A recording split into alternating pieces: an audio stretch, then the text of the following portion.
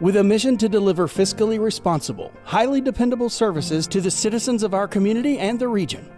With integrity and professionalism, this is the City of Albany Commission Meeting with Mayor Bo Duro, John Howard, Ward 1, Mayor Pro Tem Matt Fuller, Ward 2, BJ Fletcher, Ward 3, Chad Warbington, Ward 4, Bob Langstaff, Ward 5, Demetrius Young, Ward 6, with Interim City Manager Stephen Carter, City Clerk Sonia Tolbert, and City Attorney Nathan Davis. This is the City of Albany Commission Meeting. Good morning. Welcome to the June 1st, 2021 meeting, work session of the Albany City Commission. If we could start, Mr. Tolbert, by calling the roll, please. Here. Ward 2, Ward 3, Here. Ward 4, Ward 4. Mayor, Commissioner Warbington said he would be zooming in. I don't know if we're having problems or not. Okay, good. We'll come back. Okay. Ward 5, Ward 5 is here. Ward 6, Here. Mayor. Mayor is here.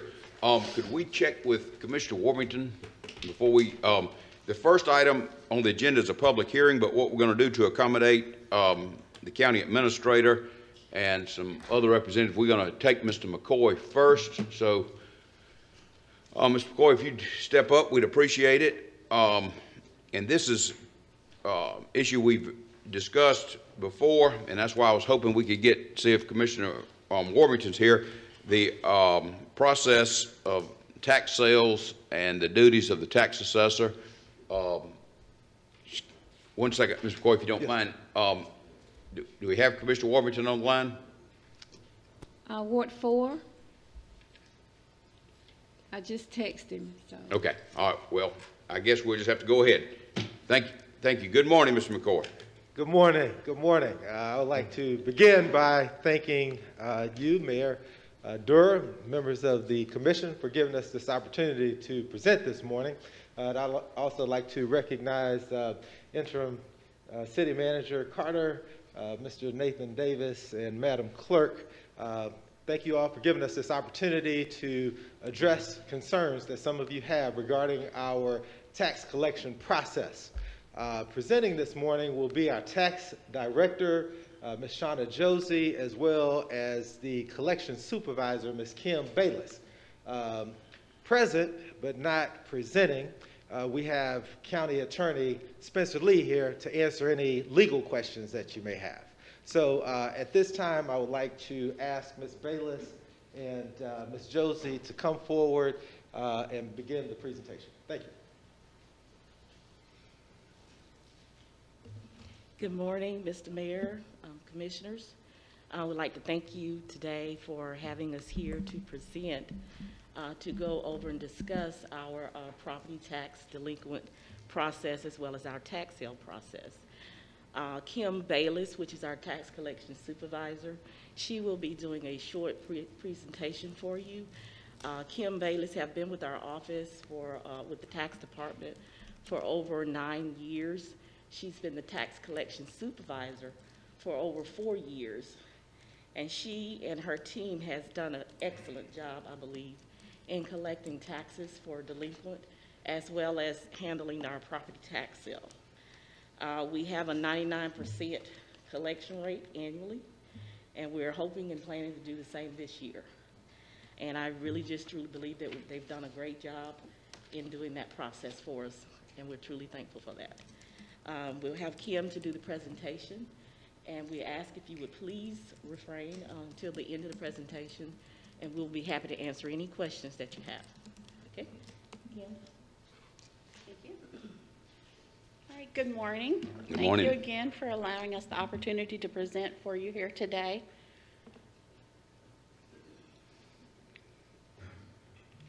All right, I'm going to start out this morning by letting everyone know that we operate under the Georgia Code. The tax department operates under the state of Georgia taxation code. Everything that we do in our office, from collections to levy and sale of property, is in accordance with this code section. Now, I've also got some statistics here for you this morning. And these statistics are for our real estate tax collections. For 2018, our collection rate is 99.6%. For 2019, we're at 99.2%. That's actually quite amazing because that's our COVID collection year. So we're at 99.2%, and that was without a tax sale. Currently, for the 2020 collections, we're at 98.03%. Now, that is pre-tax sale. Those are the taxes that are going to be going to tax sale in August. Now, I'm going to drill down into those numbers a little bit more for you and give you some actual dollar amounts for that unpaid percentage. So let's look at 2018. The unpaid real estate taxes in the incorporated area is $235,426.67. Now, of that amount, $49,773.11 is the city portion. Now, of that $235,000, $25,000 of that is bankruptcy. Those are uncollectible at this time because they are bankruptcies and there's a stay in place. But $60,000 of that, $235,000, is scheduled for our 2021 tax sale in August. So we don't stop collecting prior year's taxes. We continue to collect as we go. We also continue to watch the bankruptcies, and when they fall off and we're able to collect, we do. We also have the totals listed there for 2019 and 2020. The 2019 tax sale, $247,046.19 will be going to the tax sale. Those are properties that would have gone to tax sale last year had we not had to postpone it for COVID. All right, I'm going to give you just a little bit of information for anyone that might not be aware. Our tax bills are mailed out by October 20th each year. We have to give 60 days to pay, so they are due by December 20th. The unpaid bills become delinquent on December 21st. It's at that time that interest attaches. Interest and penalty are prescribed by law. Now, the mandate of the collections department is to collect taxes. We use tax sales when other methods are unsuccessful, but we have a lot of tools at our disposal. We use partial payments. We have convenient payment options. We have an IVR phone payment system as one of those options. We also do online payments, and we now have a drop box in front of our building. We also use collection letters. Filing the FIFA is a very good tool to use. A FIFA can affect your credit, so many of the taxpayers pay before we take that action. We also post delinquent properties, and we use newspaper advertising. Probably our most valuable resource is the land bank. The land bank is key to revitalization and returning property to a revenue-producing status. We are very lucky here in Albany and Dougherty County to have a land bank. The judicial and rem tax sale, that's the method that we use for land bank acquisition.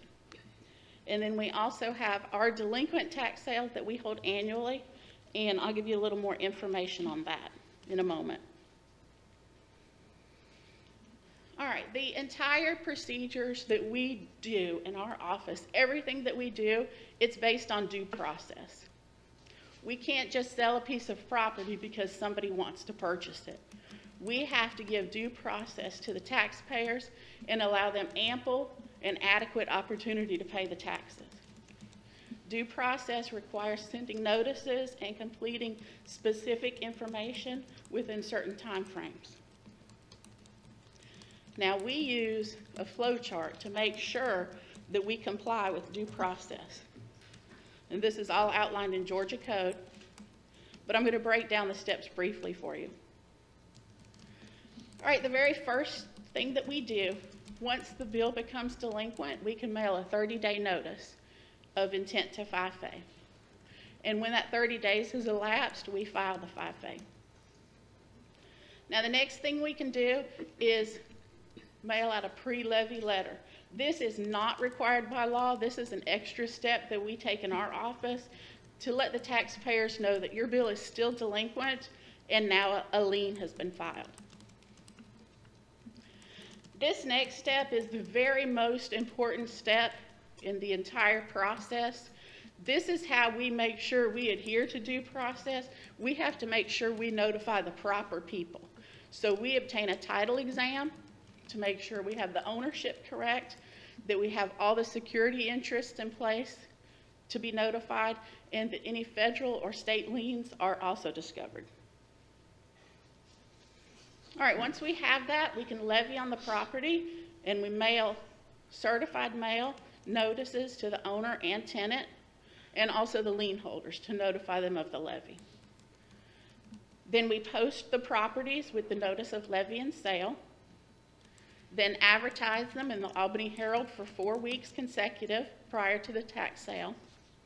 It's at this time that we notify the federal IRS and State Department of Revenue of any tax sale property that they may hold liens against. And the last step is we send certified mail a final notice of impending sale. And now it's tax sale day. Our tax sale is always the first Tuesday in August. We like to keep this same schedule because the citizens of Dougherty County, they know our process. Many of them actually budget in order to be able to pay their property taxes by this date. We also have investors that come to our tax sale each year, some of them from as far away as Pennsylvania. So by adhering to this schedule, they can make plans far in advance to attend. Now this year we prepared 1,122 properties for our August 3rd sale. 931 of those are in the city. Currently at this date, we have 725 that remain unpaid. 558 of those are city properties. But not all property should go to tax sale. I've got some examples here for you. Bankruptcies, year support. We still have some federally seized parcels here in Dougherty County. And sales that would result in excessive levy. Now, by definition, excessive levy is levying on more property than is reasonably necessary to satisfy a debt. This is a form of abusive process. Keeping that in mind, parcels with an original tax bill that's less than 2 times the total of cost, interest, and penalty, we do not prepare for tax sale. For example, it would be predatory and punitive for us to attach $300 in fees to an initial bill that's only $400. And the definition's there, I'm sure everyone knows, but punitive is an extremely high charge or tax or punishment. All right, this is an excellent example of a property that should not go to tax sale. This property here is about 1/3 of an acre. The owners and the son are deceased, so there's no heir that's going to come forward and pay these taxes. The value of this property is only $5,000. The taxes due are over $8,000. There's also a city demo lien of $7,125. This is a small tract, it's land only. It's been taken to tax sale 2 previous times and it's garnered no bids. So we wouldn't take this property again. That just compounds more fees and adds more to the bill. Also, it's likely that an investor would not purchase this property even if we offered it for $1, because the investors know that there's additional costs associated with the barment process and quiet title action when buying property at tax sale. And the Georgia General Assembly tells us that significant tax delinquency creates barriers to marketability of property, and that the non-judicial tax sale processes are inefficient, lengthy, and commonly result in title to real property, which is neither marketable nor insurable. Now, that doesn't mean that we won't sell a piece of property such as the one I illustrated for you. Anyone can make a special request for any tax delinquent property to be taken to tax sale. We only ask that they guarantee the minimum bid. In conclusion, the tax department does anticipate that post-tax sale this year, our real estate collection rate will be on trend at over 99%. All right, that concludes my presentation. At this time, we'll answer any questions you may have. Commissioner Howard, any questions for Ms. Bayless? I'm sorry. He was asking what was your name? No, I said Ms. Bayless says it. Ms. Bailey. Good morning. How you doing, Ms. Bailey? Good morning. Let me ask you a question. In your short presentation, why bankruptcy property will not go to the auction sale as the third Tuesday of each month? Of August. Why would bankruptcies not go to sale? There's a stay. The courts issue a stay, and you can't auction their property off. You can't sell their property until that stay is lifted. Once they come out of bankruptcy, either through discharge or dismissal, then we can sell the property if taxes remain unpaid. Okay. And the second question, you mentioned you gave a illustration of the father and his son are deceased. So if the property does not go to the auction sale, so it just roll over to next year and many years to come? Well, this is a prime example of something that the land bank could take. The land bank has the ability to match property with an adjacent neighbor, and they have a side lot program. So this would be a good candidate for the land bank. Okay. And my final question is, how do you handle MREM property when the property owner is on the West Coast or the East Coast in New York City, and their property has the property has tax have not been paid? How do you handle that? It's the same due process is given. You just have to make notification. Attempt to make notification. I want to clarify that. Due process, you notify the taxpayers, you send certified mail.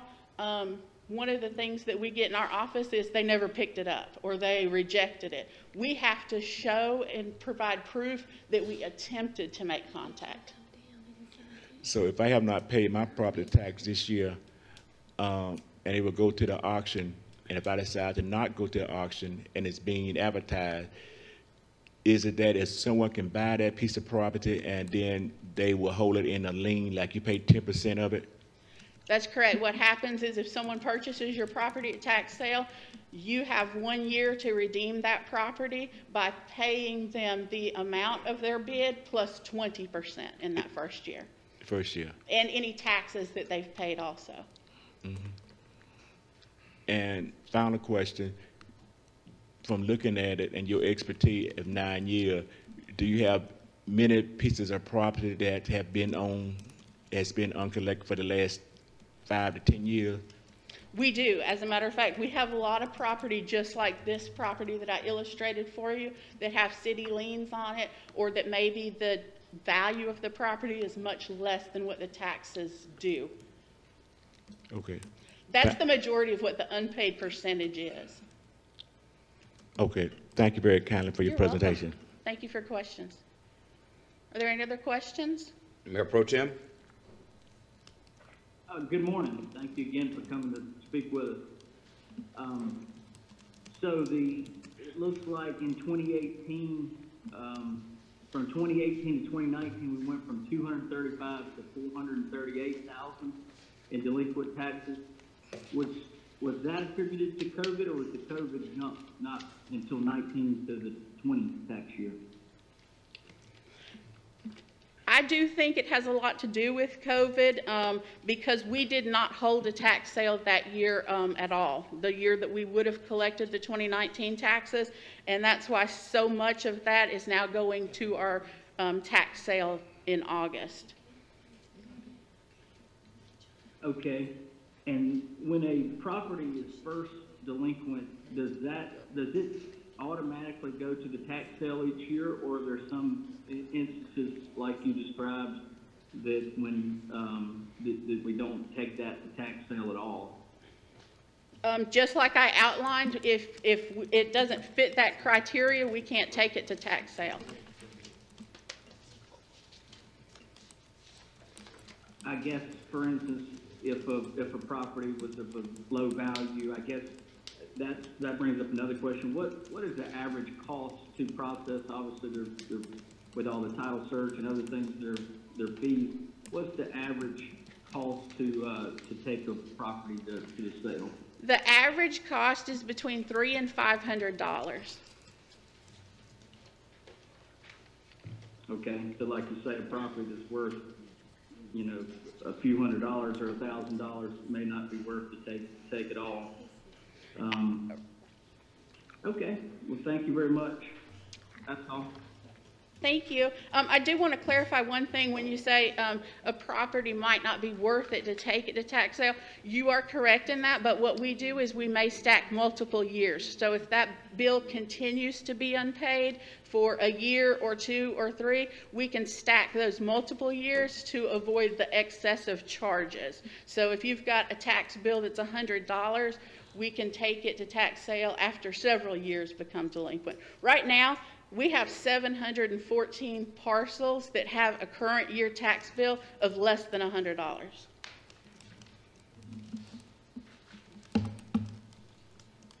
Are there any other questions? Commissioner Fletcher? Well, I want to, first of all, say thank you, and I am a fan of the land bank, especially, and I would imagine you're working close with Paul on it, because Yes, ma'am. it's done exactly what you said. Here's a church, and then there's an empty lot next to it, and they've really just made a nice marriage, and now it's kept up. Now, something that I just learned about probably 3 weeks ago, because I've got tons of properties in my areas where the owners have been no longer with us. And NREM, I had never really heard of that word until about 3 weeks ago. And it looks like it might be a little different process. It might work a little faster.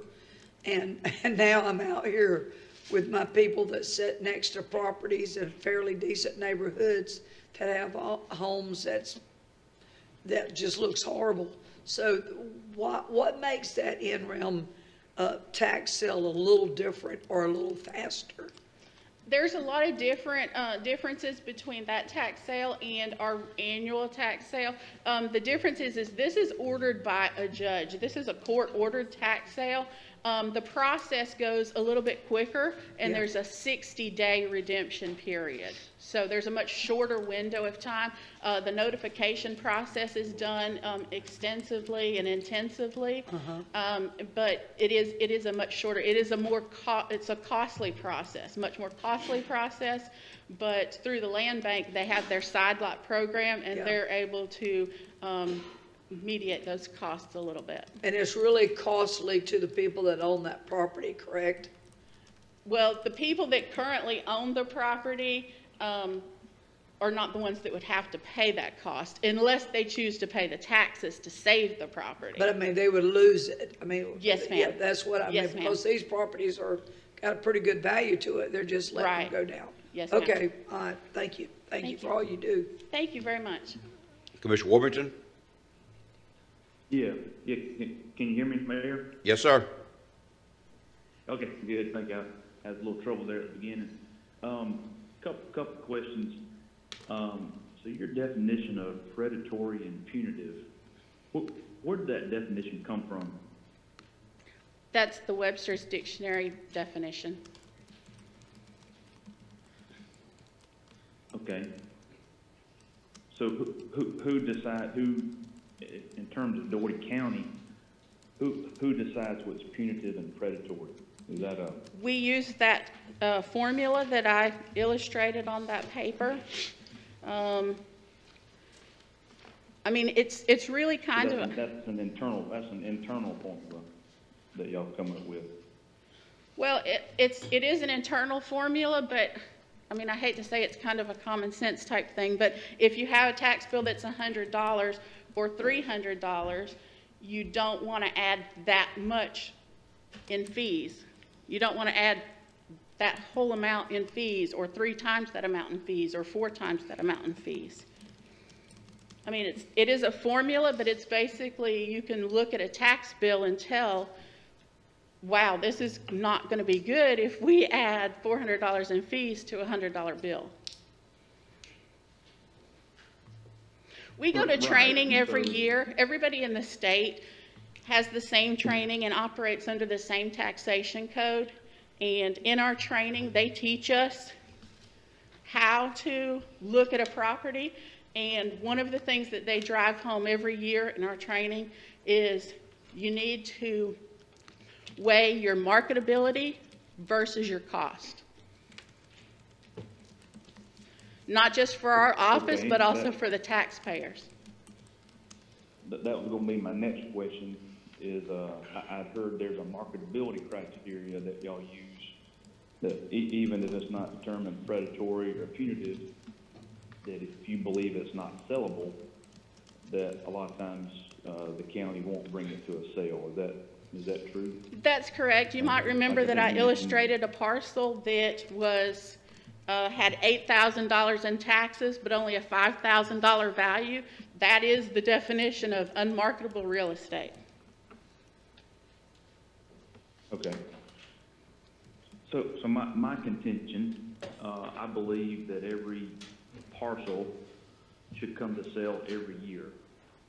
And so, you know, those are y'all's definitions or descriptions, but as a city, which we are 1/3 of the overall group, for the tax delinquent bill, there's a lot of other examples of counties throughout our state who bring every single delinquent property to sale every single year.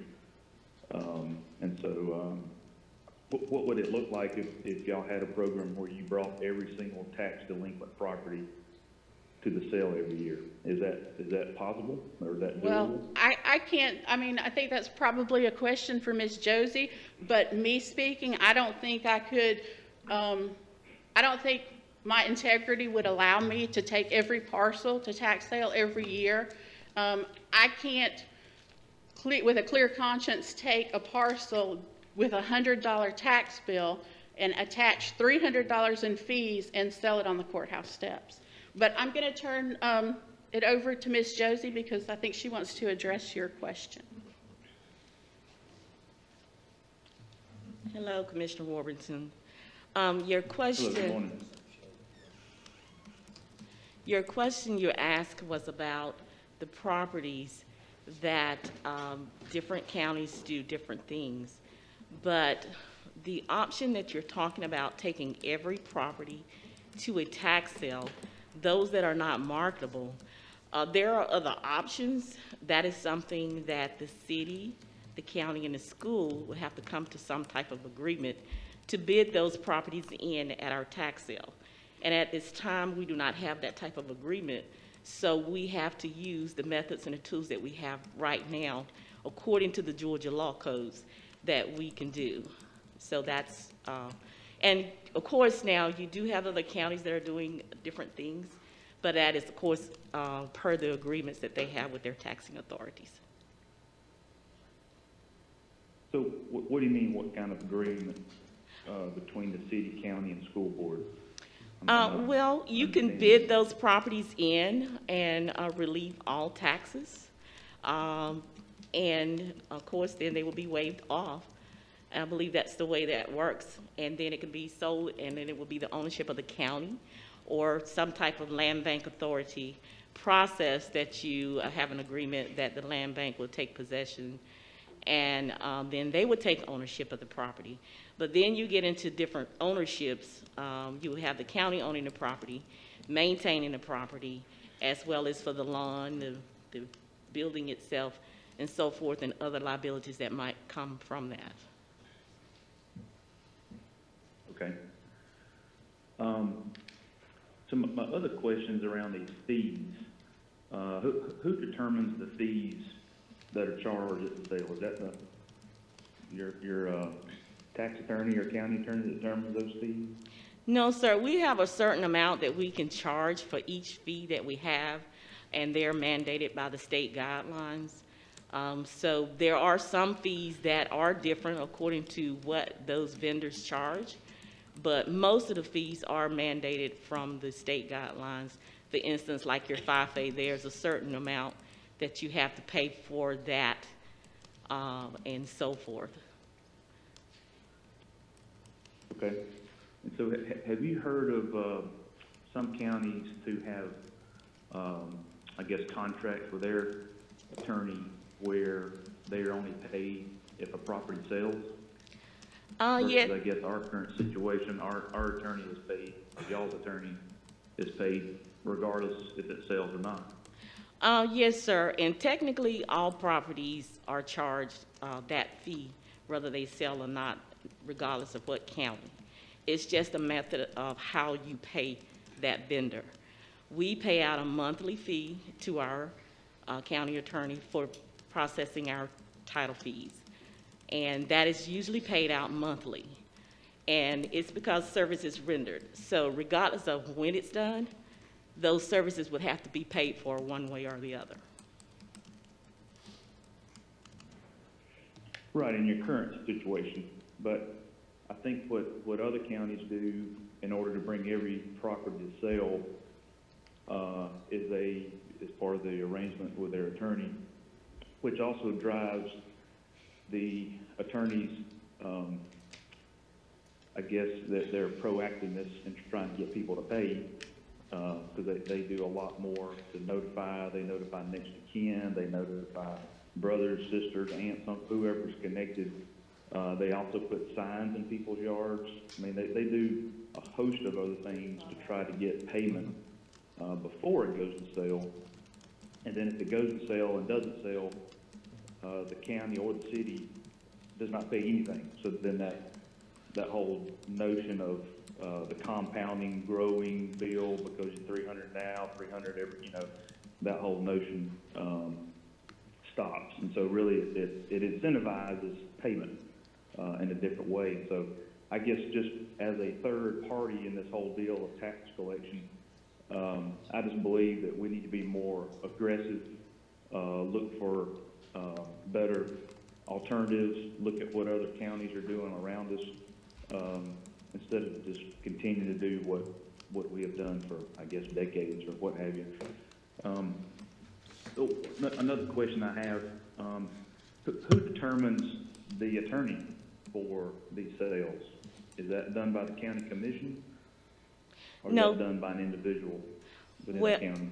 The county attorney is my attorney, so therefore I agree with having him as my attorney, and he does a lot more for me than what I would have if I had to have an individual county attorney, as well as for fees and feasibility for the cost that it would be for an attorney.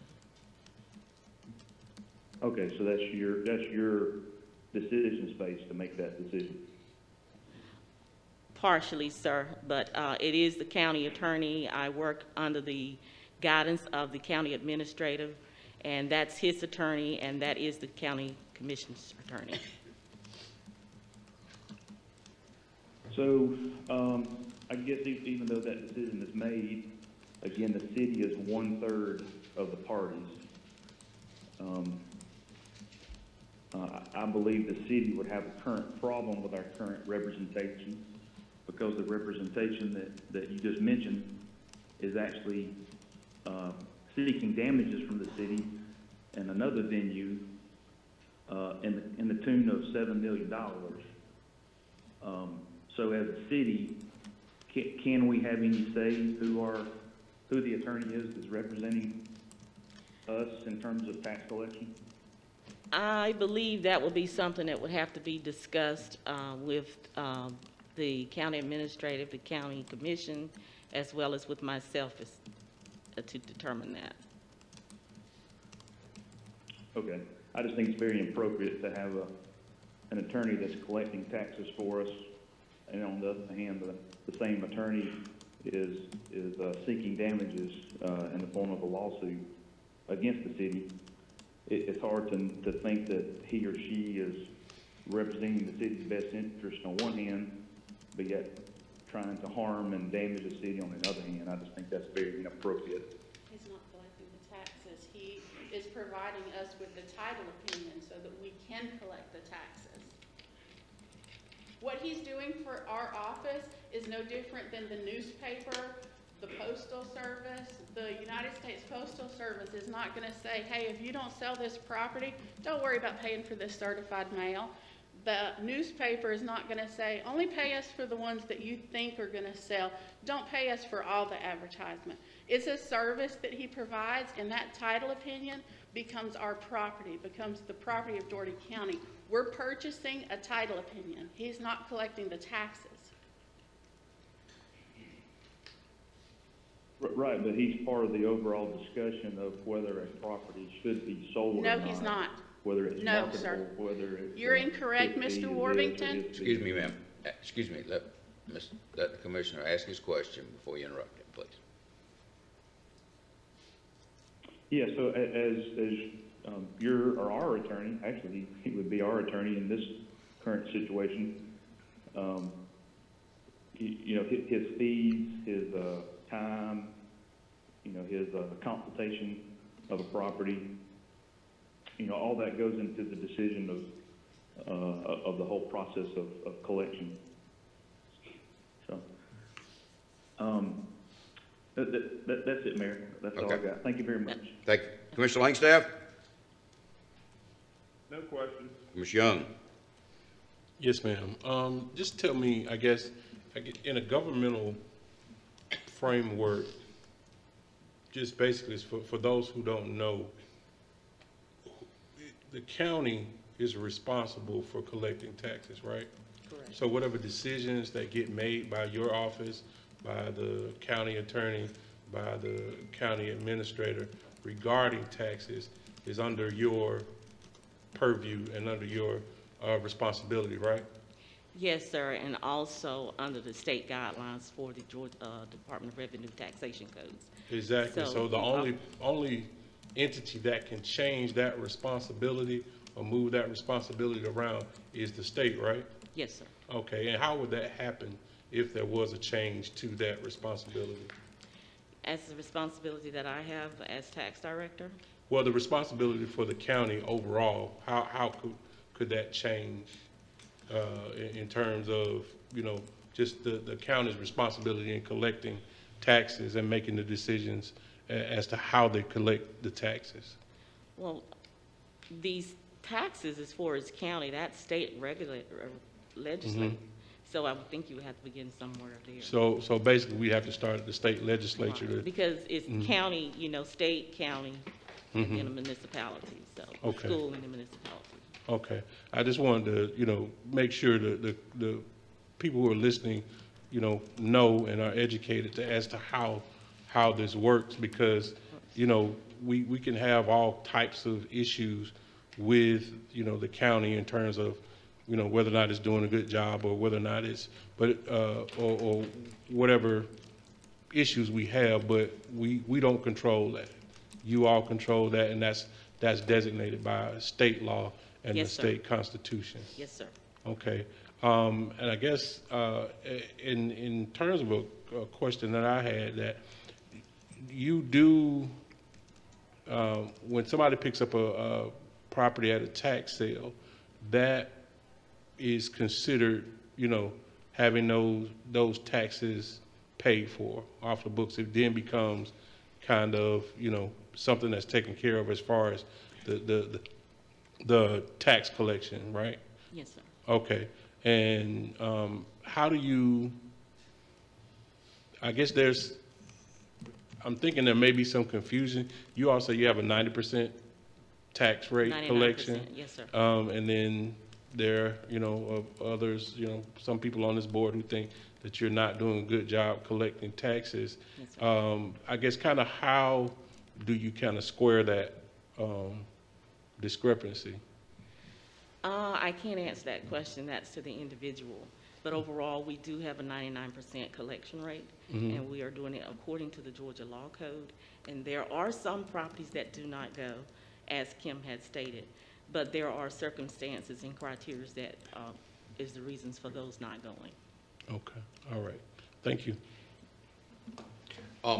Ms. Bayless, could you pull up your presentation? I have some questions to the property on Williams Street. I wanted to ask you about that, but also the breakdown of the number of properties in the city and the county.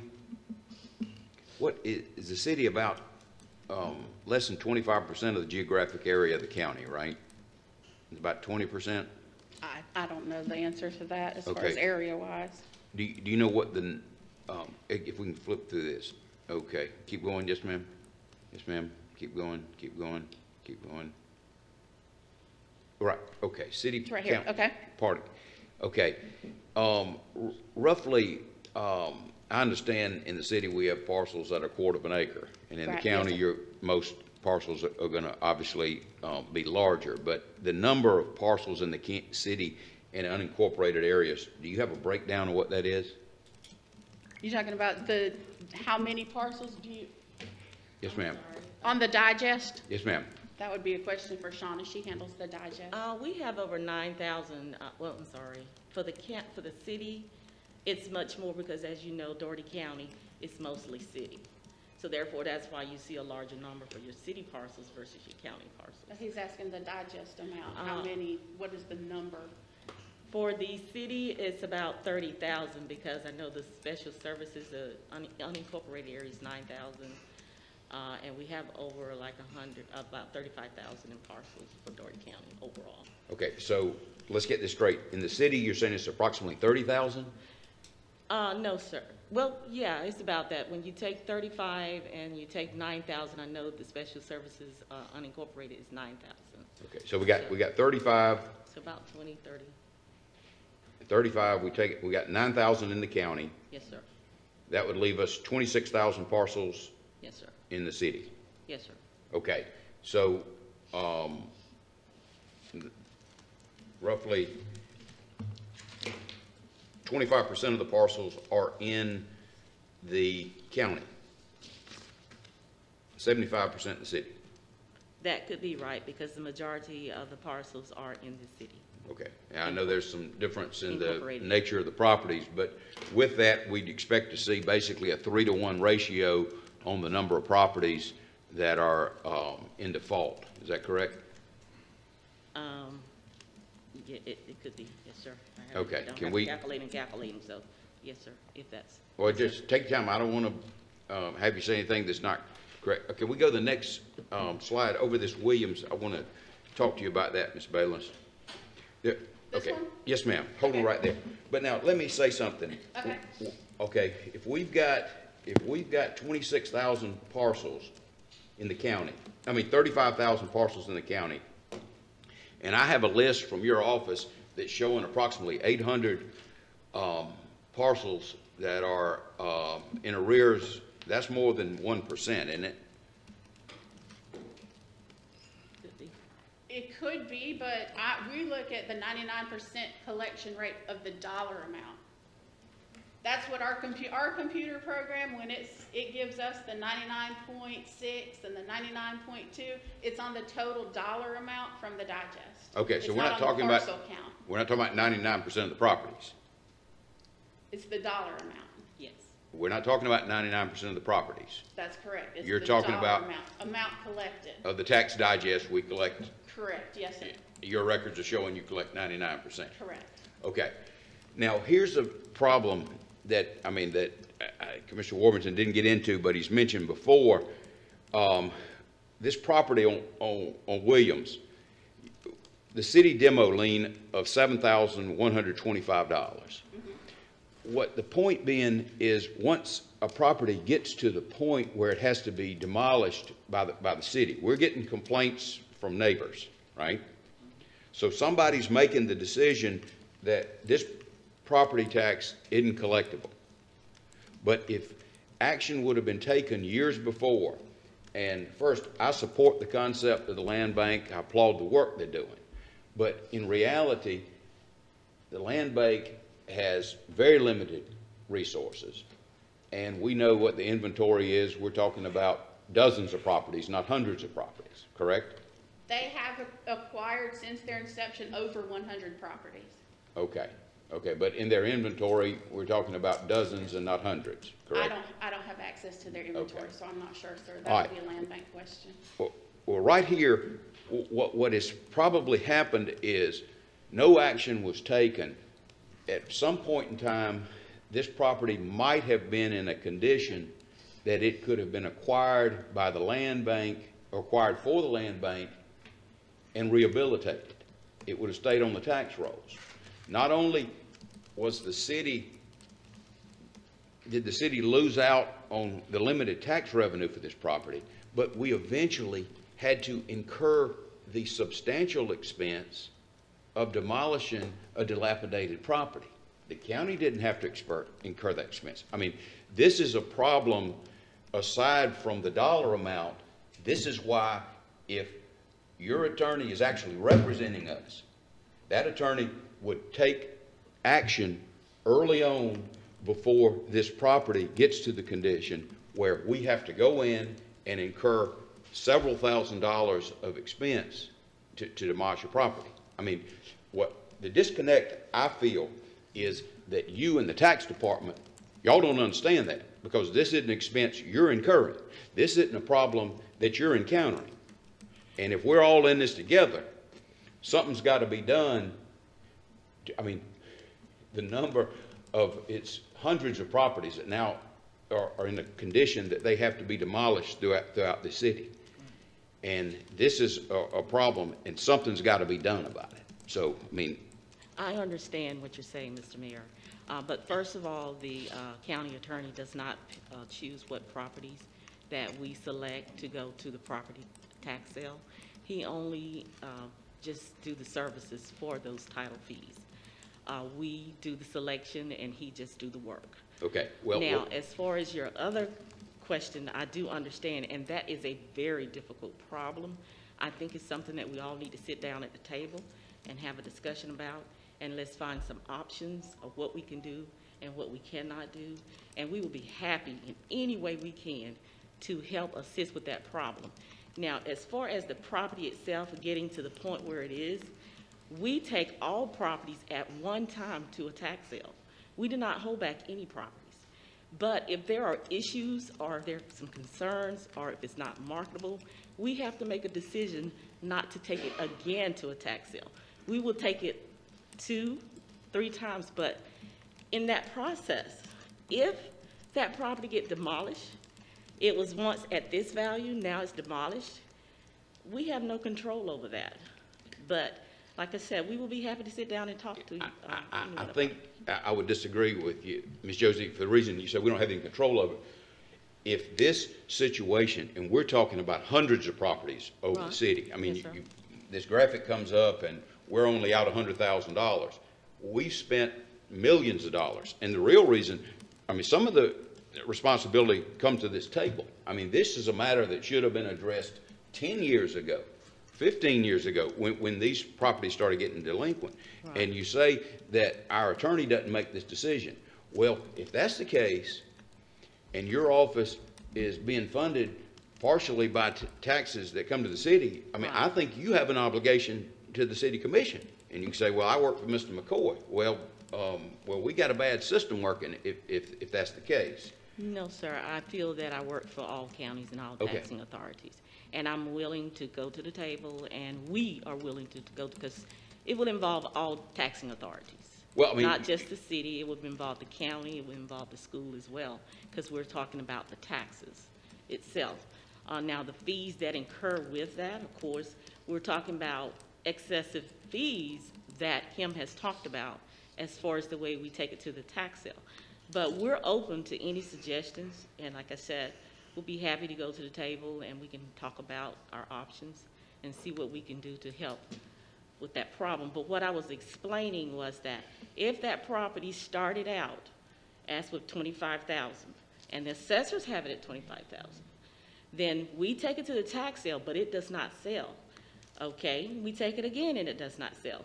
In that process, that home has been demolished because it's been dilapidated or bad condition or been reported for whatever reasons. Now you have that cost on there as well. Well, we've tried to sell this property on several occasions and it has not sold, but in that process, a demolition happened. So now we're talking about excess costs on top of that. So we have to try to determine how to sell this property, and we still have to look at it to see if it's marketable to sell.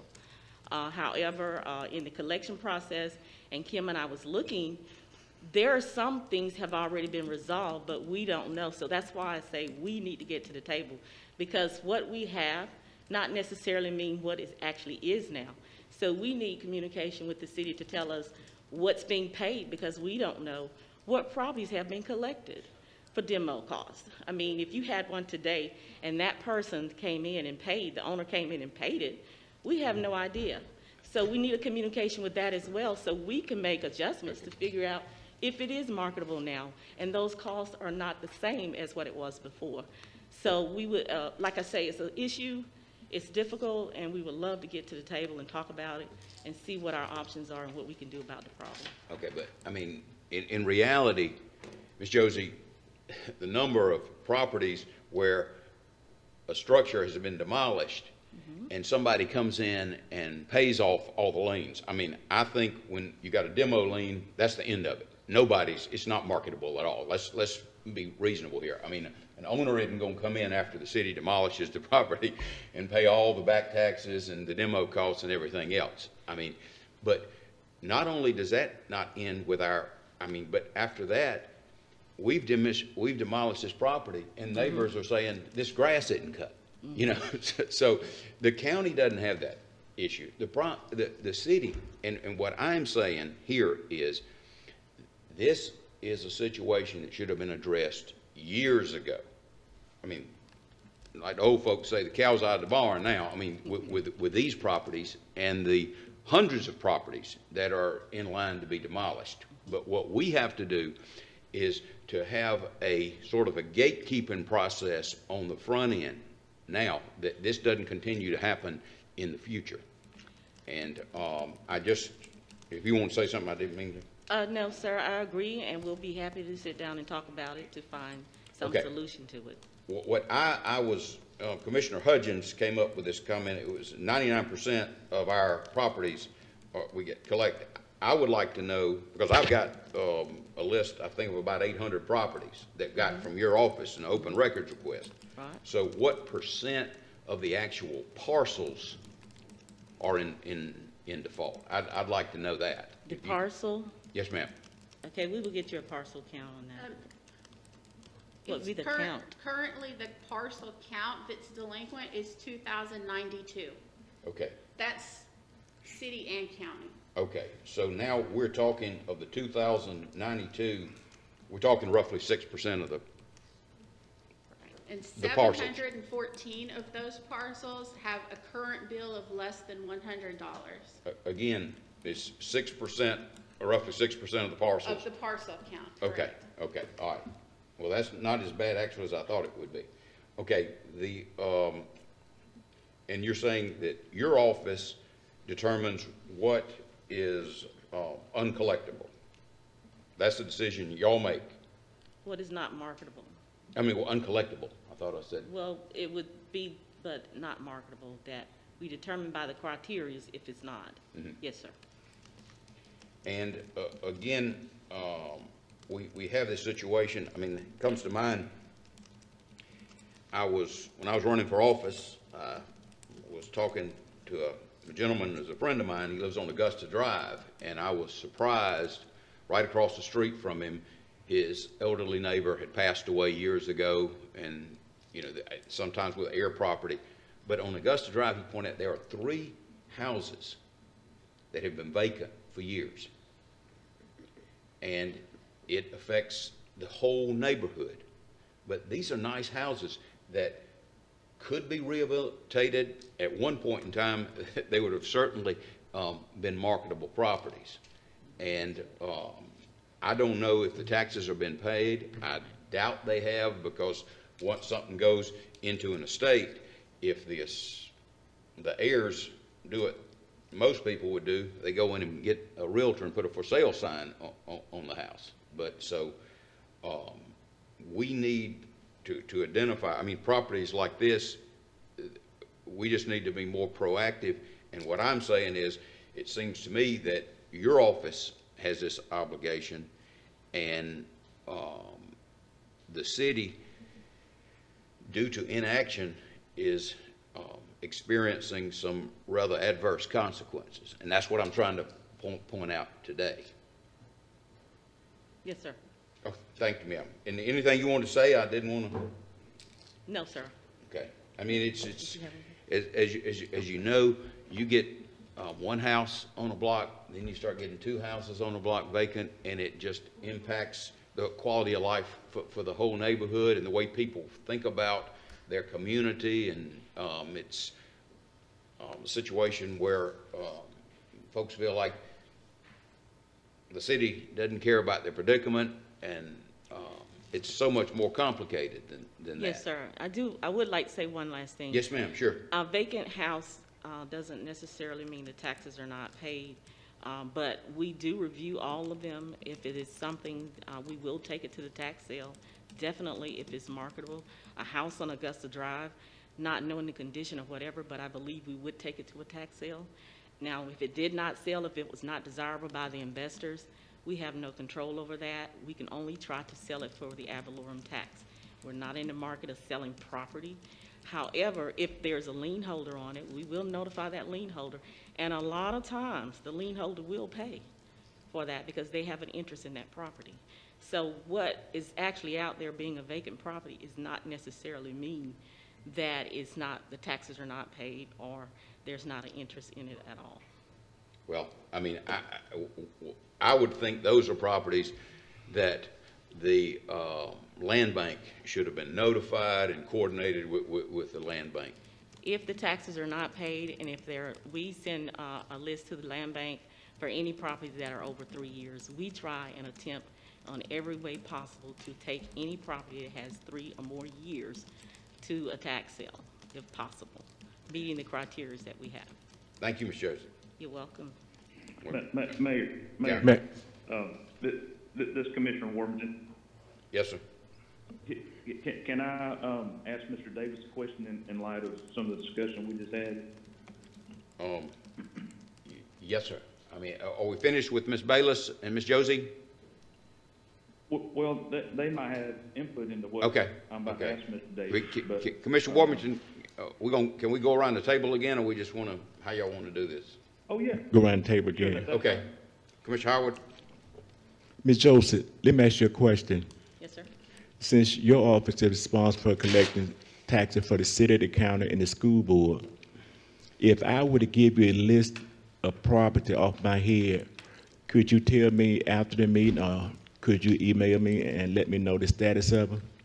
Yes, sir, we would. With 2 of them are former schools that have been closed for over 30-some years. I think it's on West Broad, the old Mamie Bronson School, and then on South Madison, it's the old Monroe High School. They have been closed for a number of years. And west of here, there was a place called National Lending Service that has been closed for a number of years, and there's a lot of property chemicals in that property. And another one is in East Albany on the 1100 block of East Broad. It's the old lights building that had been closed for a number of years. But just to chime in what the mayor has said, that there are people, you said there are numerous pieces of property that the tax have not been collected or because they're delinquent. And let me ask you a hypothetical question. Going forward from this day on, since we're in the midst of the budget, the city, county, and school board, do you think it would be prudent that this board could go in together and appoint an attorney that deal mainly with delinquent property in the city and the school board? Because what I'm hearing today, that we probably will never catch up with what we should be doing with the system that we got now, unless we appoint a special attorney to look at the three ends of the school board, the county commission, and the city, trying to eradicate and come up with this property. And as my colleague has said, I'm concerned about the MRIM property, which y'all make a concerted effort to notify those individuals because they're out of state. That's the biggest complaint that I have from my constituents, is that I'm next to this house and the person's in New York City or Colorado, whatever, to collect that property. So do you feel, your office, that we don't, I'm a firm believer in limited government, but at the rate we're going, to put a concerted effort to bring the city and the county and school board up to par, do you think that an attorney that specializes in real estate could expedite some of these cases? I don't know, because the one that we have, the county attorney we have, is specialized in that. So, but of course, that's something that the city, the county, and the school board would have to sit down and talk about if they want to consider something else differently. Okay, and just final observation, the old Mamie Bronson School located in the 600 block and old Monroe High School. Yes, sir. Do you know the status of those two? Why they not demolished? There are circumstances with that, because if the school board still owns those properties, then they're exempt. So there's no taxes due. But that, I'm not looking at the actual assessor's record right now, but from what you're telling me, I would make the assumption that they are exempt properties. So they're exempt, right? Yes. So they will continue to stay there until they decide to demolish them? Demolish or sell the property to someone else and put it, make it taxable. As far as the one over in Oglethorpe, I am familiar with it. There are some issues there, and of course, we would not take it to the tax sale with the property that has those type of issues that are over there at the old property over on Oglethorpe. You say you decide not to take it to that? Well, it has some issues with it. I mean, there's some chemicals there, there's gas, and we're just not sure about those things right now. We have talked to one of the previous owners about it, and that's where we are with it. I believe that is one that Mr. Davis, we talked about with, and he's working on it. The property, I can't think of his name right now, but it was the one on Oglethorpe. National Linen? Yes, sir. Yeah, they filed for bankruptcy in the bankruptcy court in Panama City, Florida. And I'm having a difficult time determining who really owns that property right now. Thank you for asking. That's it. Mayor Pro Tem? Nothing further. Commissioner Fletcher? Commissioner Warmington? Yes, Mr. Davis, question I have, kind of in response to Commissioner Young.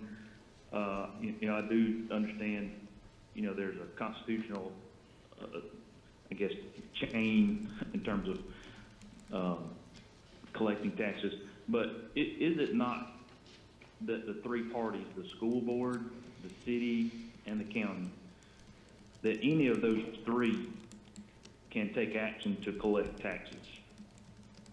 I believe so. Is it working now, John? Can you hear me? Yeah, I hear you. Yeah, I have to double check. As far as, I'm not an expert on 48 like Josie is, but, you know, as I read that, it says the county sets the fair market value of property, you take 40% of its taxable value, and then the three governmental bodies each reach their own millage rate, and that the process starts. But I believe maybe it's a House Bill 489 agreement that where the county collects for all three. I'm not sure. I'd have to double check, but I think the city could do that collection part on its own if it wanted to. The county collects, the tax department collects for the county and the school. Under the agreement that we have right now, we collect for the city. That's correct. So we have an intergovernmental agreement as part of our service delivery. Correct. Where the city's fee is a set fee that we reimburse the county for tax collection. Yes, sir. So what I was getting at is there's an example over in Glenn County with the city of Brunswick where that county and city came to an agreement where they had the same kind of situation going on where properties that were very impactful to the city may not have met some criteria for the county. And so what they do in Brunswick is Brunswick has their own sale, tax sale, the city of Brunswick. And so some of those properties that for whatever reason didn't meet the county's criteria, the city of Brunswick says, well, these are really important to us, so we're gonna, you know, go hire our own attorney, do our own thing, and we're gonna really try to collect on these. And what that does is kind of like what the mayor was just describing, properties that you know, the county may not know what the city's doing or demolition or what plans or whatever. It allows the city to then say, okay, these properties have been ignored for a year, for 2 years. And so the city could then go do that. So I guess my question to Mr. Davis was, you know, I think the number they showed in their presentation was 1,100 and something properties they're bringing to sale in August. Let's just use a rough number. Let's say there's 200 properties that for whatever reason they chose not to bring to sale in August.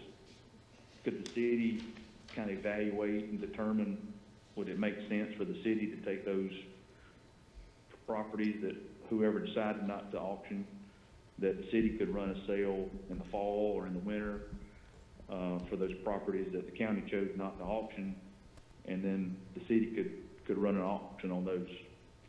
Mr. Davis, is that something that could be done legally? Yes. Can you hear me? Is it working, John? Yeah. Yes, sir. Yeah. Okay. All right. Okay. That's my only question. So I guess at that point, if it legally can be done, then it'd be incumbent upon the city, mayor, as you just described. If we feel like there's a business case, then that might be something as a city we might want to entertain coming out of this auction in August. And again, I referenced the city of Brunswick and Glenn County.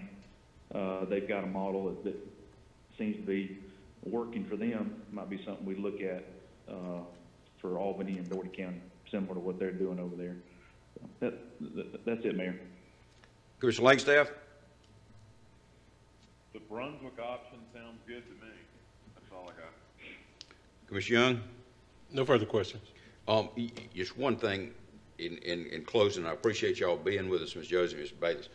This representation that we got 99% of taxes are collected. I mean, you, I think from your perspective, are looking at the tax digest. But one thing you need to be cognizant of going forward, if this really is a partnership, so many of these properties that you deem, quote, unmarketable are in depressed neighborhoods. And we know just by looking at this property on Williams Avenue that as the years go by, the value of that property is going to decline annually because the structure is going to be in greater and greater disrepair as the years move on. And to y'all, this might be like an unmarketable property, but it gets to the point with the city where we have to go in and demolish that structure, and we incur thousands of dollars in expense. And then the problem is not completely rectified because we have to maintain a property with the same number of staff we had before. And so that is why I would respectfully request that y'all revisit this whole approach of prioritizing on what is marketable and what you deem unmarketable because of the impact it has financially for the city, but also on the quality of life for people who are living in these neighborhoods. I understand, and we will review your suggestion. We will Well, review we that. appreciate y'all being here. Okay. Thank you, Ms. Bois. Thank you, Ms. Josie. You're welcome. Okay. Mr. McCoy, Mr. Lee, do y'all want to say something? No, sir, thank you. Okay, thank y'all for being here. And the next item on the agenda, a public hearing. 5 citizens have signed up to speak. The first is Mr. James Hubbard. Mr. Hubbard, you with us? Yes, sir. Good morning. Mr. Hubbard, we're going to ask everybody to keep their comments to 5 minutes. Is that agreeable? Sir? Yeah, that's fine. Okay. Good morning, everyone. Bear with me. This is my first time coming to the commission and speak. And I'll give a quick introduction to myself. My name is James Hubbard. I'm a native of Albany, Georgia. Graduated from Albany High. Played football at Valdosta State. Moved to Atlanta for about 5 years. I moved back in 2001. Married, have 3 kids. One graduated from Clark. And forgive me if I'm nervous because it's the first time I've been up here. But other son graduated from Clark. Got one that just graduated this year, and he's going to be attending Georgia Southern. My daughter's in the 10th grade. And the reason I came to speak, my experience since I've been back, I've worked nothing basically with kids since I've been back. When I moved back, first job was at Job Corps, and if I can take this down. I did 10 years. I shouldn't say I did 10 years. I worked with juvenile court for 10 years. Right now I'm employed with the school system. I've refereed football, so I've had a chance also with my daughter. She plays travel softball, so, and that's basically why I'm wearing the tag. It's an EC Bullets travel organization. But basically through my travels around the state, it kind of get me disappointed when I come back to Albany. And I was kind of in the mindset of seeing what our rec system or what monies we could do to help our rec department. In my experience from working with the kids in Dougherty County, I was working from 2004 to 2014 before I moved to the school system. So a lot of the problems that we're seeing with the kids right now, it wasn't hard to see what was coming down the pipe. And I think it's been a lot. I don't want to blame any particular commissioner, but I know when I first came back and started volunteering, coaching youth baseball, there was a time when the city was giving money to different parks. Probably within the last 4 or 5 years, I looked at our baseball parks and just comparing them to different cities. I won't even use Atlanta. We're kind of lagging, and we're real behind with a lot of other cities that I travel to. And I was kind of trying to figure out how the commission feels, or I think we need to put more investment in the youth. One of my main things is we invest in the youth. It's not going to be a 1-year turnaround. The idea I'm thinking about, we go hard and put some money into this rec youth, and not just for sports, because there are different other programs that we could do, but it's probably going to take 10, 15-year investment for us to see some return. In my times in refereeing, I've been to different football games, big fan of football, but I watch how different communities that have invested in their youth, there's a return on their investment on these Friday nights. A lot of these cities, economies are boosted by Friday night football. The majority of kids that I've seen down here, majority of our kids are going into basketball and football. And I think everybody can pretty much say, I'm a football fan, but I'll give it up to basketball and say, this is pretty much a basketball time. But a lot of our kids are limited in their experiences. So when I'm going to Atlanta, I'm seeing kids that are playing lacrosse, seeing kids that are playing volleyball, soccer. And a lot of these parks that I see, they're pretty much one-stop shop. So in my time in Albany, I think the best park that I've seen down here, as far as baseball-wise, will probably be 8th Avenue. And the reason I say that, because at the time you had a major league field, you had a T-ball field. So when people were throwing tournaments, that was a one-stop shop. You can have everything there. So a lot of these counties and cities that I'm going to, their rec parks will either have their on-site football, you have basketball, everything is one-stop shop. When I'm looking at Albany, it kind of looks like we stopped investing sometime in the late 90s. I know when I was living down here in the 90s, we had professional basketball teams, the baseball park. It was real investment, and I'm coming from the baseball angle, but I'm just speaking of sports in general. There was a real investment going to baseball, and it's just kind of like it just stopped. And I look at the softball angle. 1 minute, Mr. Hubbard. Oh, I'm sorry. I Thank could you. No, on go and ahead. on, You're fine. I had a lot of stuff I wanted to get through, but one of my buddies from the that works for Parks and Rec, I know we haven't had rec football for 4 or 5 years, so a lot of people in the community have had to step up and what's the word I'm looking for, provide opportunity for kids to play. The numbers I had from the rec last year, I know they started rec basketball, COVID cut it off. They had 161 kids ages 7 through 14. They tried to do rec track, but COVID cut it last year. But the numbers for this year, they started rec basketball, had 260 children in 2014.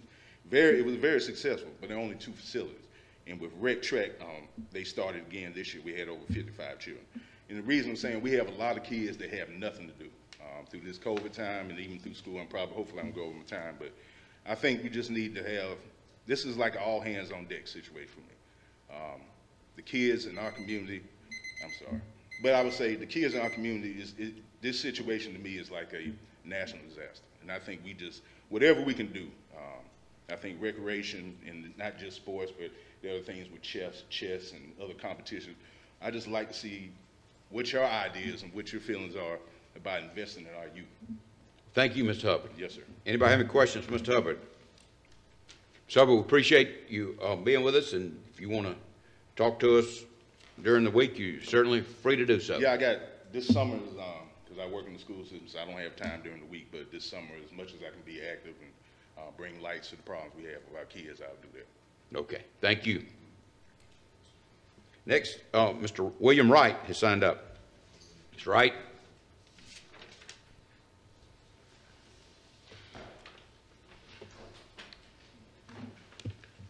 Mayor, point of order.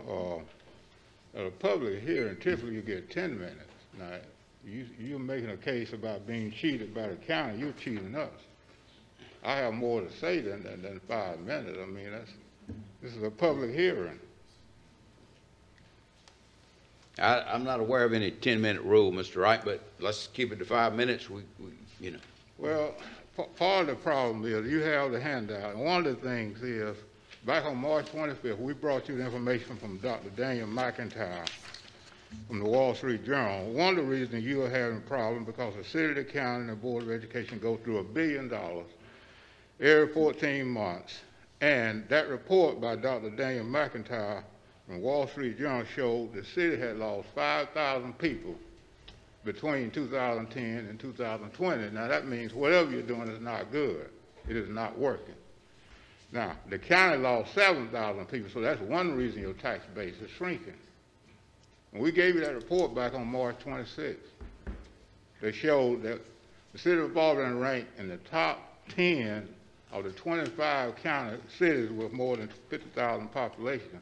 When you're losing that many people, your tax base is going to shrink. Now, you have on the handout, one of the things that we pointed out is, like most governments, a lot of the problem is waste. There's 25% waste in G&HW organizations. All right, Marlon Jenkins said that we had 10 different accounts. When we looked at your budget, it has about 13. That's waste because you have duopoly and redundancy, and you just spin your wheels. It's no different than having parachute pants on with 16 pockets. You still got the same amount of money, and there's no value in creating all these accounts when it does not lend to accountability, valuation, nor does it generate any revenue. And the second paragraph that we'll point out some of the things is, now this reverse Robin Hood you're doing. You want to take $16 million of taxpayer money and build a palace for the people in Moultrie, and they're only giving us $50,000 a year. 1/3 of that money coming directly from poor people, and the other 2/3 is coming when we go to the gas pump. Every time you and I buy a gallon of gas, it funds DOT at the federal level. In other words, it's prepaid. So at the end of the day, LRA will end up with $14 million, $16 million proposal. We make up 80% of the population, and then you turn around and want to give us 10% and say that is fair. That's nonsense. That's what McIntyre was showing. We had more had 5,000 people when we worked at Firestone. Between this time period that Dr. Daniel McIntyre focused on, we lost Cooper and we lost Merck. So what do you expect to happen? You got the EDC not doing anything, and you're giving them $1 million a year. That's in the budget. See, we waste money, and then we wonder why we're losing so many people because we're not creating jobs. If you look at your handout on page 3 through 6, there were 1,000 new businesses created through the Paycheck Protection Program that only a Tech worked on in the city of Albany. That shows you just 3 pages of what these people generate, what we did, and the work we were doing. This is how you create jobs, not the nonsense of getting up here fighting about tax director and all that kind of nonsense. What we have to do is recognize what the real problem is. Look at page 3 through 6. Look at the money generated through the Paycheck Protection Program that you did not give us a nickel to do that we did for the whole 6 months. No one came by and said, well, William, we can help you by not charging you any rent for using the facility. It cost us $600 just to do that. Now look at the amount of money that the paycheck generated and why they're not in our tax base. Now, Mr. Davis a lot of times talk about the occupation tax certificate. Suppose you got some of these 1,000 businesses that are identified. Now, we redacted information because that's something we need to talk with you about to see. But there are 1,000 of these. We have 98 pages that show what the people got and where they live. This is the city of Albany only.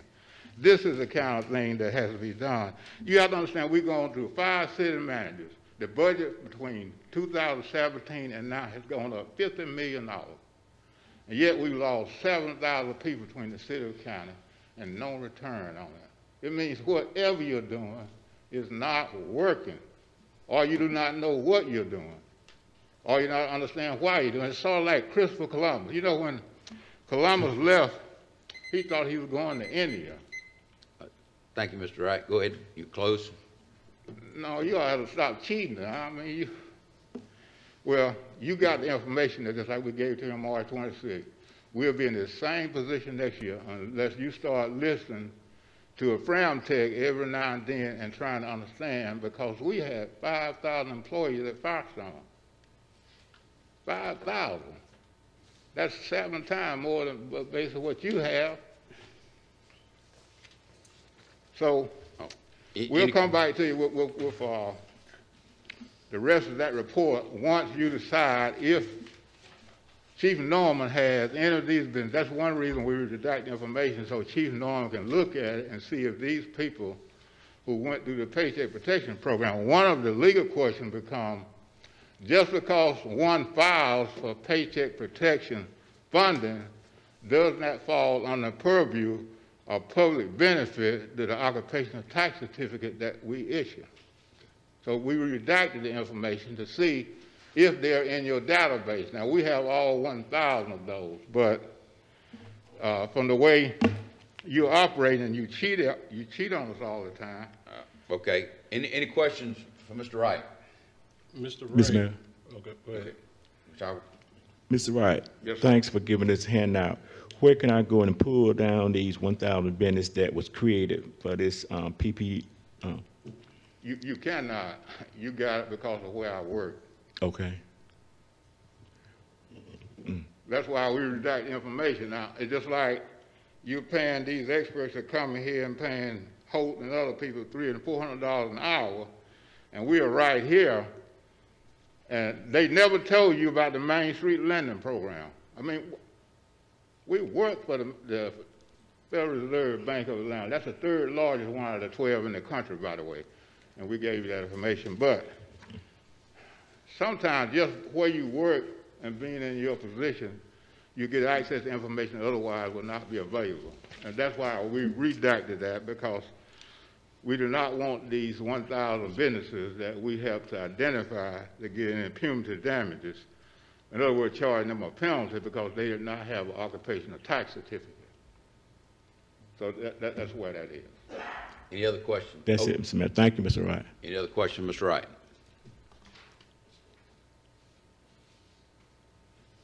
Thank you, Mr. Wright. Oh, I thought you were going to go. Okay. ahead. Oh, yes. I'm sorry. Okay. Oh, no, I was just, okay. No, I was Go just ahead. going to ask Mr. Wright, had you had any, I guess, done any comments on the American Rescue Plan, specifically the money that's slated to go to states and local governments? Well, and looking at that, one of the peculiarities is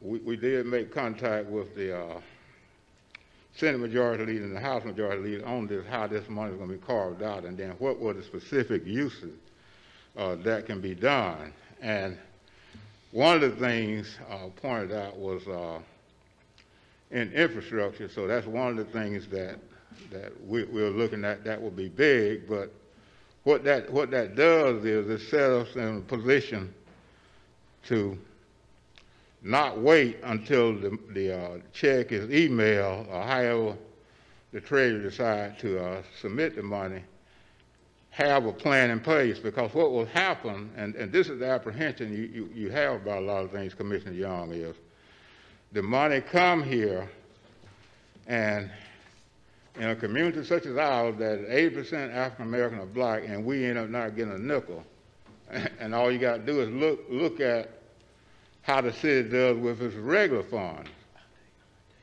And the prime example of that dealing with infrastructure are the sidewalks. Do you know that there were no black people out there doing those sidewalks on Magnolia, over on East Broad, that could do that kind of work? The same thing is going to happen with the money coming from the American Rescue Plan. So we're working on that, but there are several things in there that will help local communities in terms of job creation.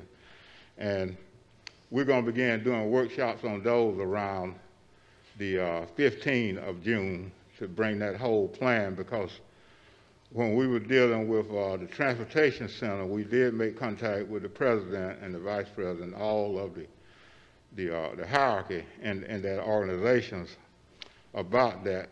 And what we will do is we'll give you that website, because it has the whole program. When we talked with Senator Warnock, one of the things they pointed out was the rescue plan is 600 pages. So what we asked for was to just send everyone a jump drive, because one thing would be much more efficient than to try to put it in the postal service and send it. So we're going to begin bringing all those out around the 15th and have workshops so people will be able to benefit from it. We do not want it to end up again going into everyone's pocket but ours. Thank you, Mr. Wright. Next, Mr. John Hawthorne.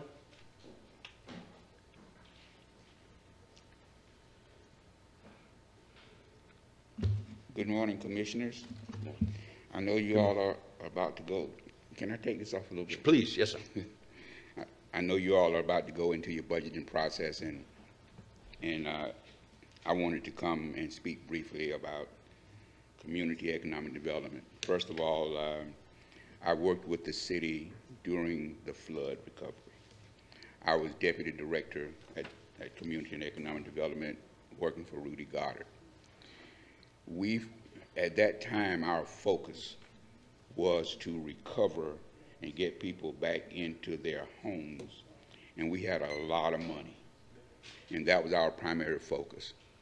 The mistake that we made was that we did not follow what HUD had eventually found out.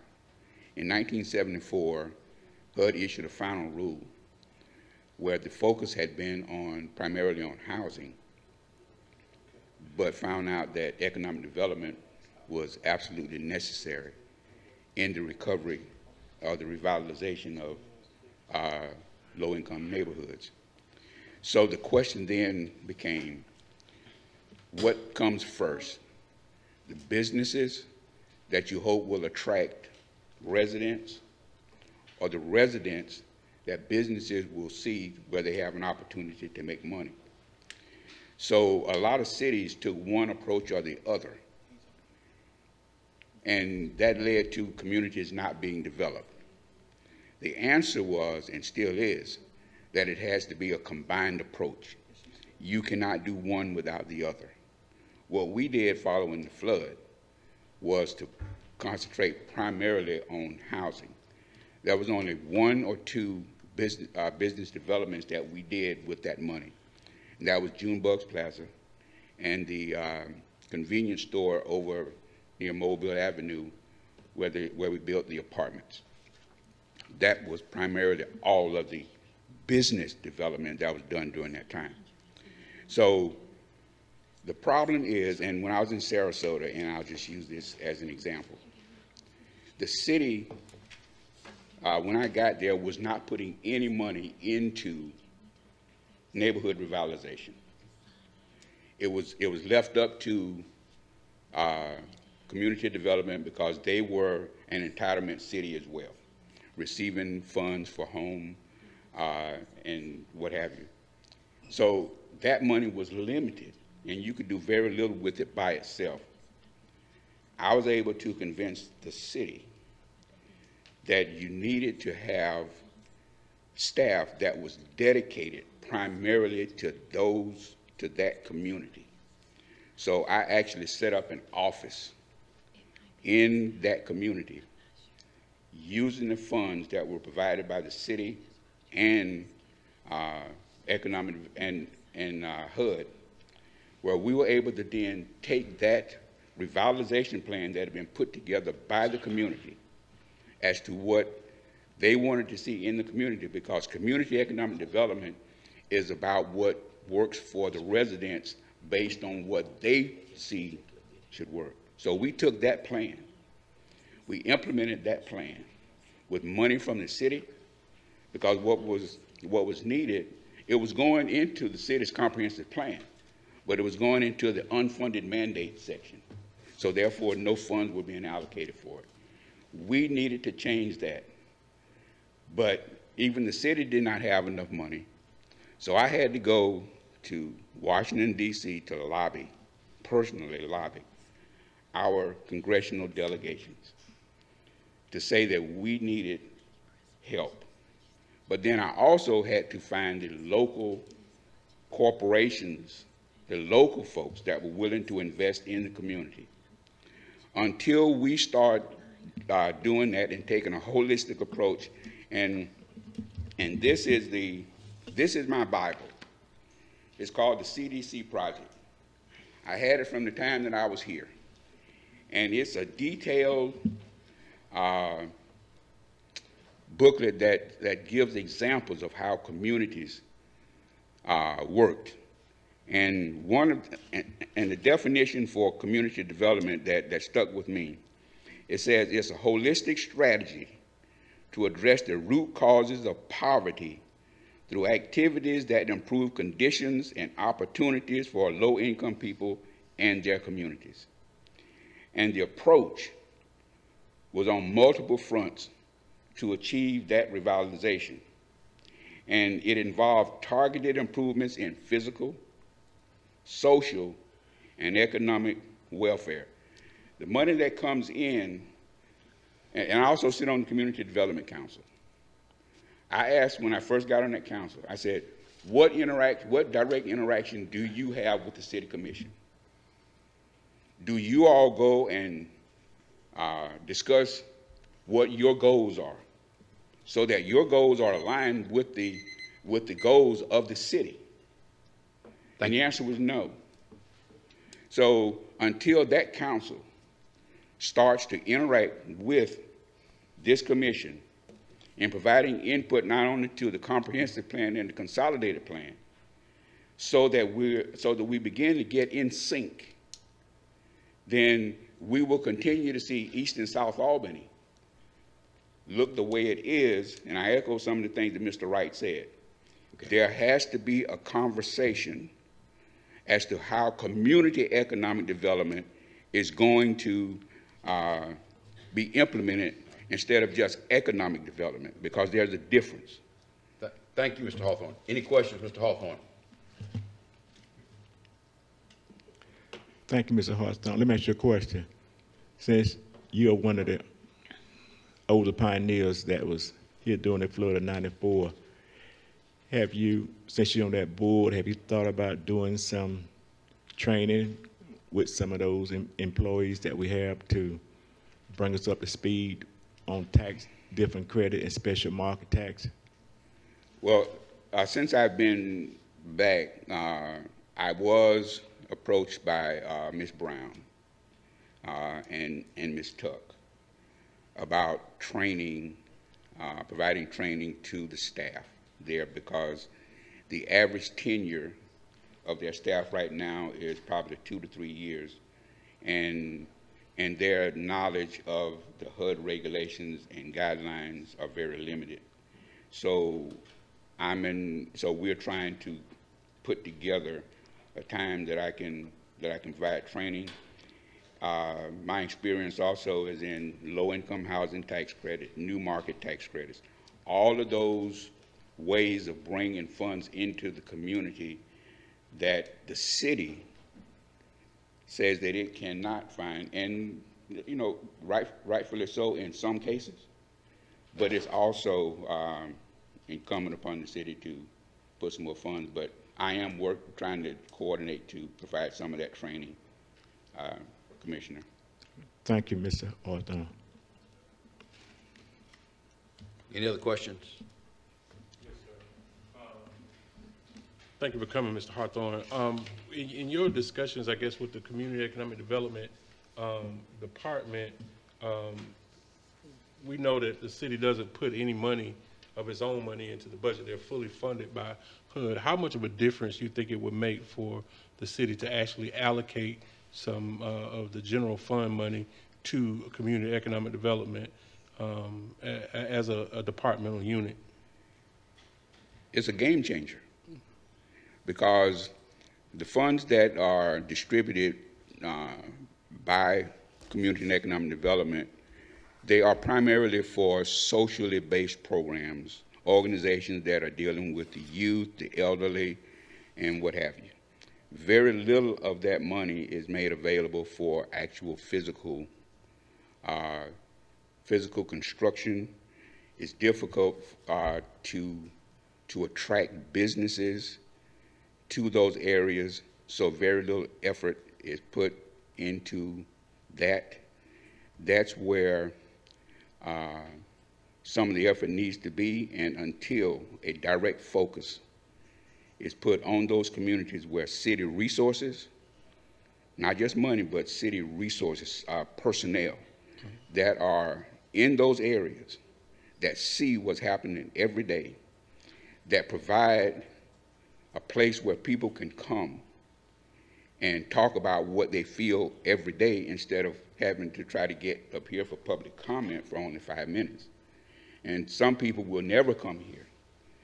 But I was able to determine what and how to work in that community, and we made some tremendous progress. We built a $13 million recreation community facility based on what the community wanted, but that was because we were on the ground, we were accessible.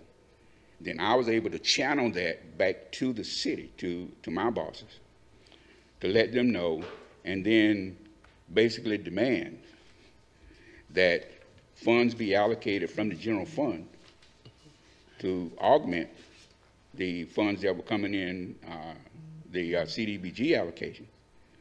Because when you only have $1.7 million coming in, there's very little you can do with that in terms of making a physical difference. Mm-hmm. So yeah, it's a game changer. Now, how to do that, I think the discussion can be had, and I'd be more than willing to sit down with any of you to talk about that, because there are ways to do it. And as you go into your budgeting process, as with anything, if it's not one of your priorities, and it has to be made a priority, if it's not one of the priorities, then it will not receive the funding and the resources that it needs in order to make a physical change in the lives of the people in those communities.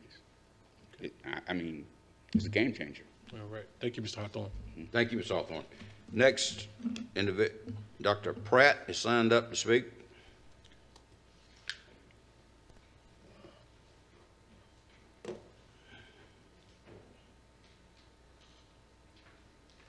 Good morning, Mayor and Commissioners. My name is James Pratt. I formerly worked in the Juvenile Justice Center in Fulton County, designed a STEM-based program at Morehouse College for Youth, was the program coordinator for UCLA's #1 ranked education undergrad research program, and I've published several pieces on violence, crime, and culture focused specifically on this region, and recently obtained a PhD from the #2 ranked Criminology and Law and Society program, where my dissertation focused on violence and crime in this region. I also developed the research plan for the Mayor's Safe City Coalition and ran the Criminal Gang Network of Action Task Force here in the city of Albany, where we got a lot of insights on gangs and how to deal with gangs in this community. I mention all of that because I want to illustrate that I've had experience for over a decade in the area of crime and public safety and want to offer some policy and funding suggestions for this budget. A lot of people talk about, and in your budget proposal, you talk about community policing. Community policing was fundamentally a reaction to a whole crack cocaine epidemic and led to, in part, an over-policing of certain neighborhoods. The trend now, the focus now is not necessarily to be tough on crime, but instead to be smart on crime, using POP, problem-oriented policing, and intelligence-led policing. But we also have to remember, as I've mentioned previously, policing is not necessarily the solution to crime. While they provide a useful toolkit to deal with crime, we have to think beyond that.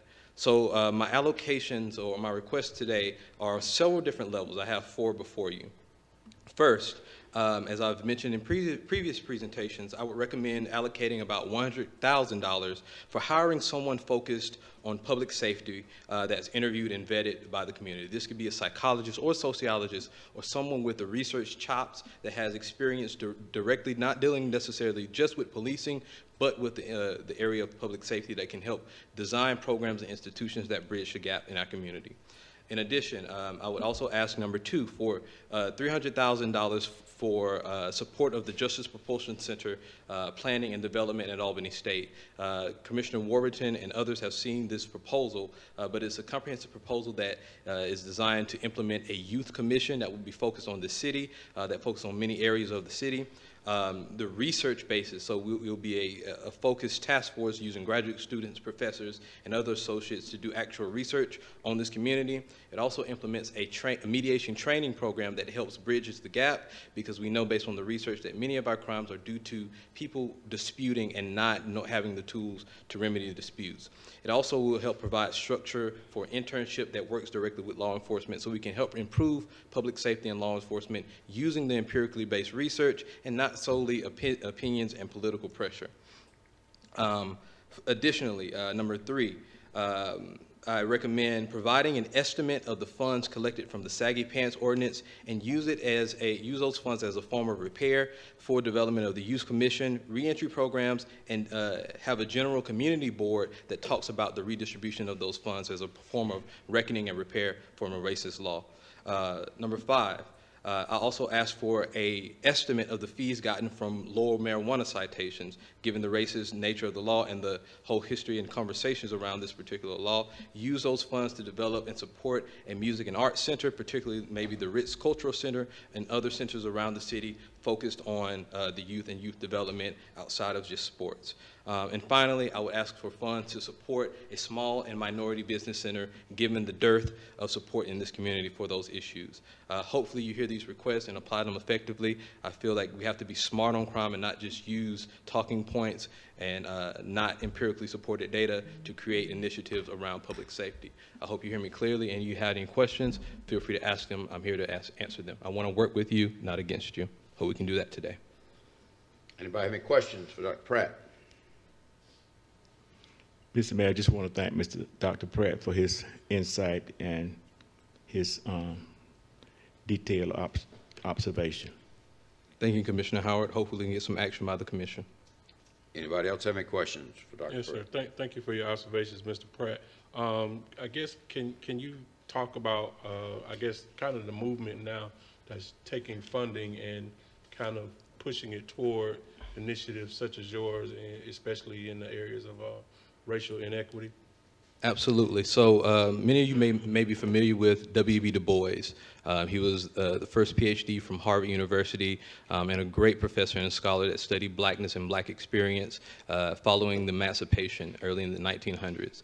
Part of his work in Souls of Black Folks, a text that he wrote, was founded on his research done in Albany, Georgia. This research helped to build what we have now as Albany State University. And his claim was that we need directed focus on developing black communities, given the legacy of racism. That trend and that same research has been continued throughout the decades, from Vance Fanon to Angela Davis to folks like Jeff Ward, who's my advisor, who commissioners, I think Fletcher and the chief have met with to talk about policing in the forward motion and even working to today. The trend now is to really be smart on crime, to not just use old policing tactics or police as a stand-in for dealing with crime. When you hear chiefs, even our own chief mentions the need to have community support for these things. In several neighborhoods and communities, centers have been established to develop and focus on developing the culturally competent research of the area, while also developing the apparatuses to put those research ideas into practice. The research center I'm proposing does many of those things. Based on my own dissertation research on the area, we know that domestic violence is one of the critical issues here. One of the solutions to that is alternative dispute resolution, also known as mediation and other forms of mediation and peer solutions. We would have a center that would train community members and students in that to help proliferate a culture of meeting people at the table and mutual understanding, because we know that helps to diminish levels of crime.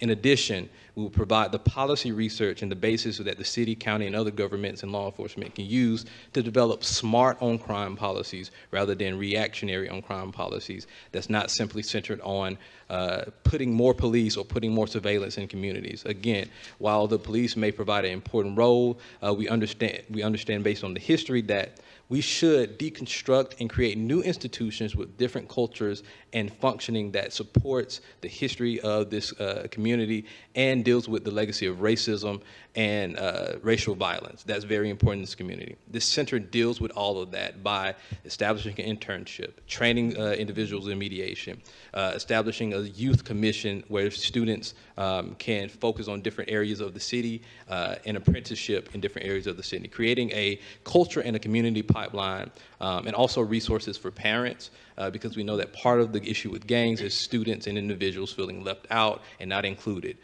For too long, they've been ostracized by this community, which is why the fight against sagging and decriminalization are important. So it's a holistic focus on public safety and crime, and not just a piecemeal focus, because we know, based on the research, based on ecological research, in which my master's is on, we know we need a comprehensive change in our individualism.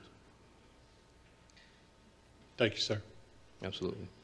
Next speaker is Mr. Jesse Massey. Is Mr. Massey with us? Yeah, on his way down. Morning, everybody. Good morning. My name is Jesse Massey, and I grew up about 5 blocks from where you're sitting. This is home for me, born and raised in the area where they call the mud puddle. I'm a career teacher. I'm retired. I retired 13 years ago. I'm a certified math and language arts teacher.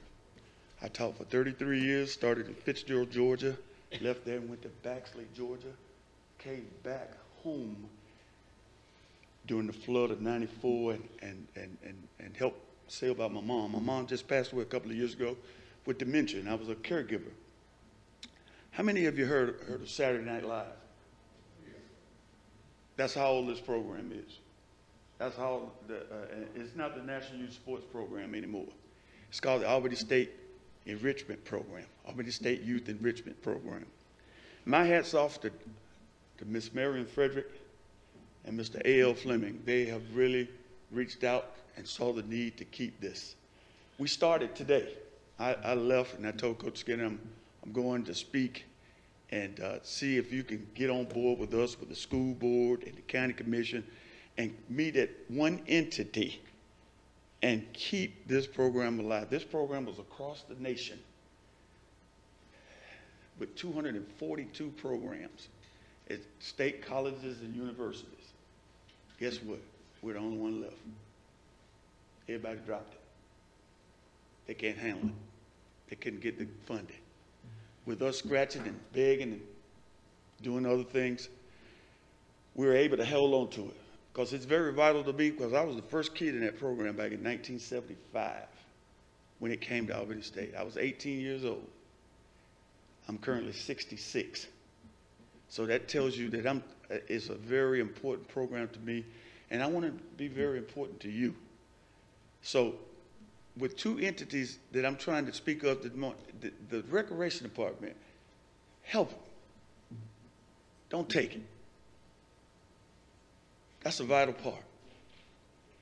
I have some flyers, and I got a little something I want to read to you that a young lady sent to me that was in this program. Coach Massey, thank you so much for the generous graduate gift. I'm so grateful. I really appreciate your support as I begin a new journey in graduate school. Thank you for the thoughtful graduation gift. Love always, Shakira. And Shakira went to the program starting at 10 years old. She graduated from Monroe High School. She went on to Clark Atlanta University and just graduated 2 weeks ago. And she sent me this in the mail. And I'm very proud of her because at 10, she started as a young lady and went all the way through to this program that we're doing. So I asked you, commissioners, come across, make this happen. It helps the east side, it helps the west side, it helps all parts of the city. We have, at least 30,000 kids have come through the program. That's just an estimate by me. And it's a very, very vital program. I'm not trying to take anything from the Boys Club or the YMCA. We're an entity that just can help with just very limited resources. We got a big Olympic pool over there at Albany State University. Yes, last night I looked at the news in Macon. Three kids drowned. And you know that happens every year in our city and the surrounding towns. Some can't swim. So that's one of my pet peeves as far as making sure children know how to swim, making sure children know math and language arts and science. 1 minute, Mr. Massey. 1 minute. Yes, sir. Go ahead. I'm going to use it wisely. Good. Thank you for letting me come and speak to you. This program will help the city. It's not asking for hundreds of thousands of dollars because the university has the facilities. All we have to do is hire the people that work with the kids. Then we got something going on. And you can tell we got something going on because we've been there 45 years. So I'm going to stand back and I'm going to ask you, do you have anything you want to ask me?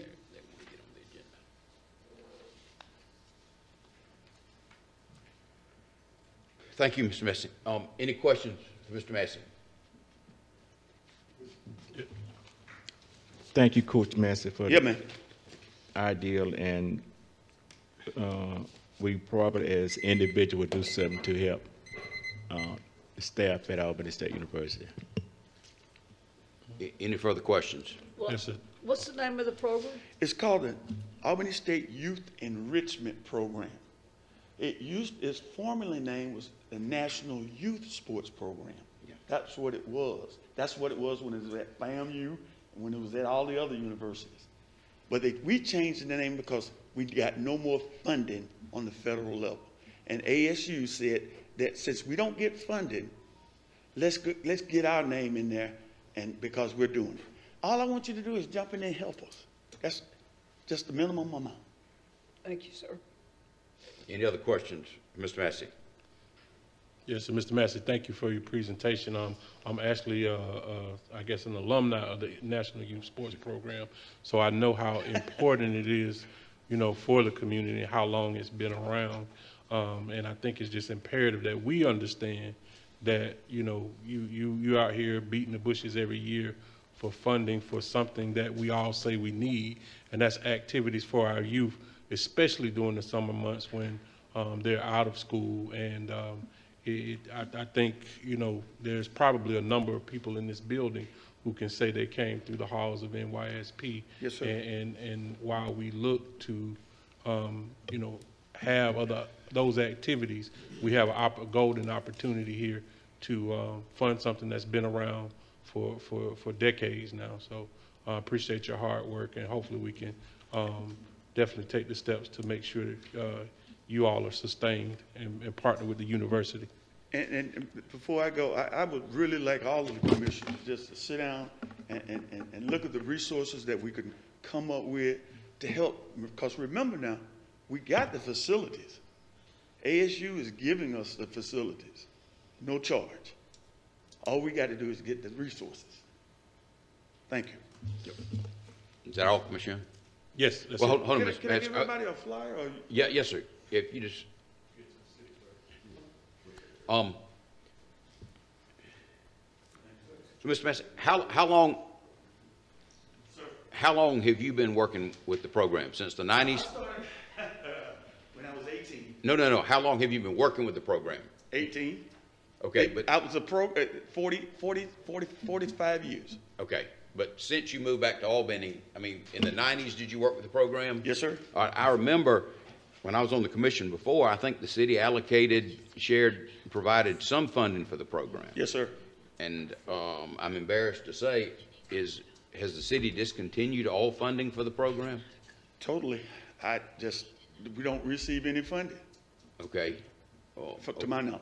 Okay, all right. Well, could we, Mr. Carter, kind of get a history of what the city's involvement? Because I remember when I was on the commission before, we used to get a calendar every year, and there was artwork from the students.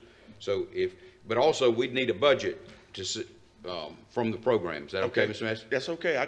Coach Skinner can get that for you, and we'll have it ASAP. Oh, no. I mean, we can get it to the city manager, and we can go from there. Okay. Thank you. For the children, man.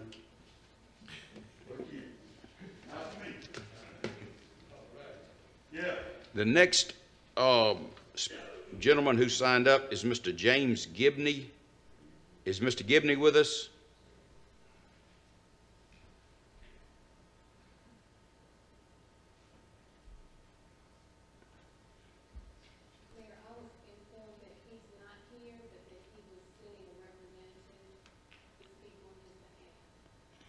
I don't know.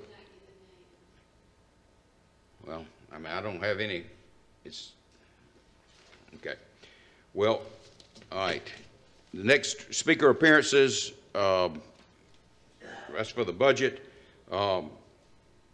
Commissioner Young has asked that 3 people be allowed to speak: Michael Hill, Sherelle Bird, and Amber Bell. Commissioner Young, are these individuals speaking on the budget at the public hearing, or they speaker appearance? Yes, sir. I had sent an email to the city manager to add them to the agenda, but it does speak to the budget and budget requests. I guess there was some kind of mix-up as to how they were going to appear on the agenda. So. Well, I think in the future, the speaker needs to present the form. So let's do it that way in the future instead of the commissioner. Well, sir, we've always had, I think, the latitude to present organizations to come before the commission, just as yourself and Commissioner Warburton wanted the county to come before. That was an item. I'm not going to argue about it, Commissioner, but I mean, it's not an argument. I'm just saying what I'm saying is that the speaker present the form as opposed to the commissioner, but be that as it may. So Mr. Hill, Ms. Bird, and Ms. Bell are speaking to the budget. It's not a speaker appearance. I don't know how that was framed. I just asked that these items be added to the agenda. That did not happen, so. Okay. Is Mr. Mr. Hill with us? Yeah. Yes, Mayor.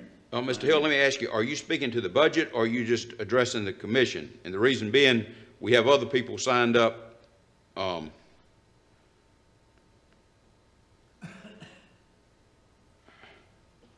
Well, yeah, I was invited to, one, I just wanted to commend the commission on the program that was just completed, and then also just provide some encouragement and best practices on what other cities are doing as it relates to the allocation of the ARP funds that are coming in. So that was what I'm here for. Okay. Well, I guess that would, my understanding, you're giving some kind of overview or summary on the American Rescue Plan and what funds are available to us. Yes. Okay. Yes, I think that would be beneficial. Okay. And also, Mr. Mayor, I think Ms. Bell they're not appearing jointly. Ms. Bell is here separately. I understand. I just Okay. see her on the screen, so Okay. she's. All right, Mr. Hill, you have the floor. Okay, and you can, the city council can see this, correct?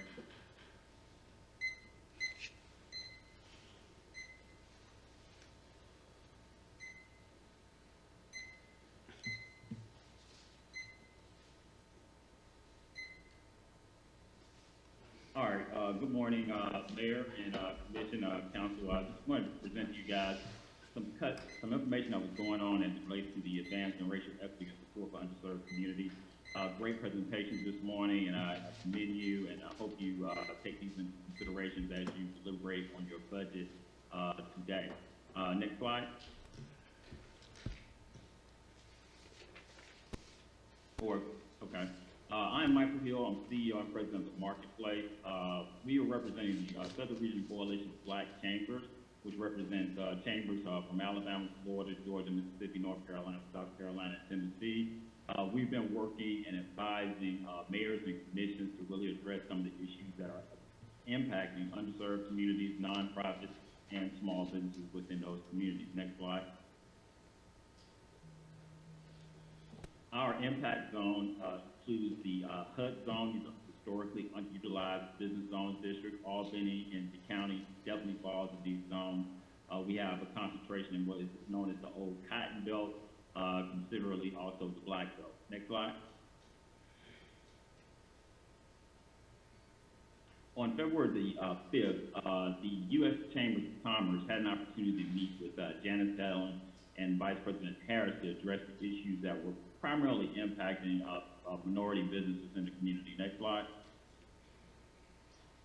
And in that impact, some of the big impacts that are happening is that, of course, the African American community was adversely impacted by the COVID-19 virus more than any other race throughout the United States. And of course, we all know that the city of Albany was definitely a hot spot for this. Next slide.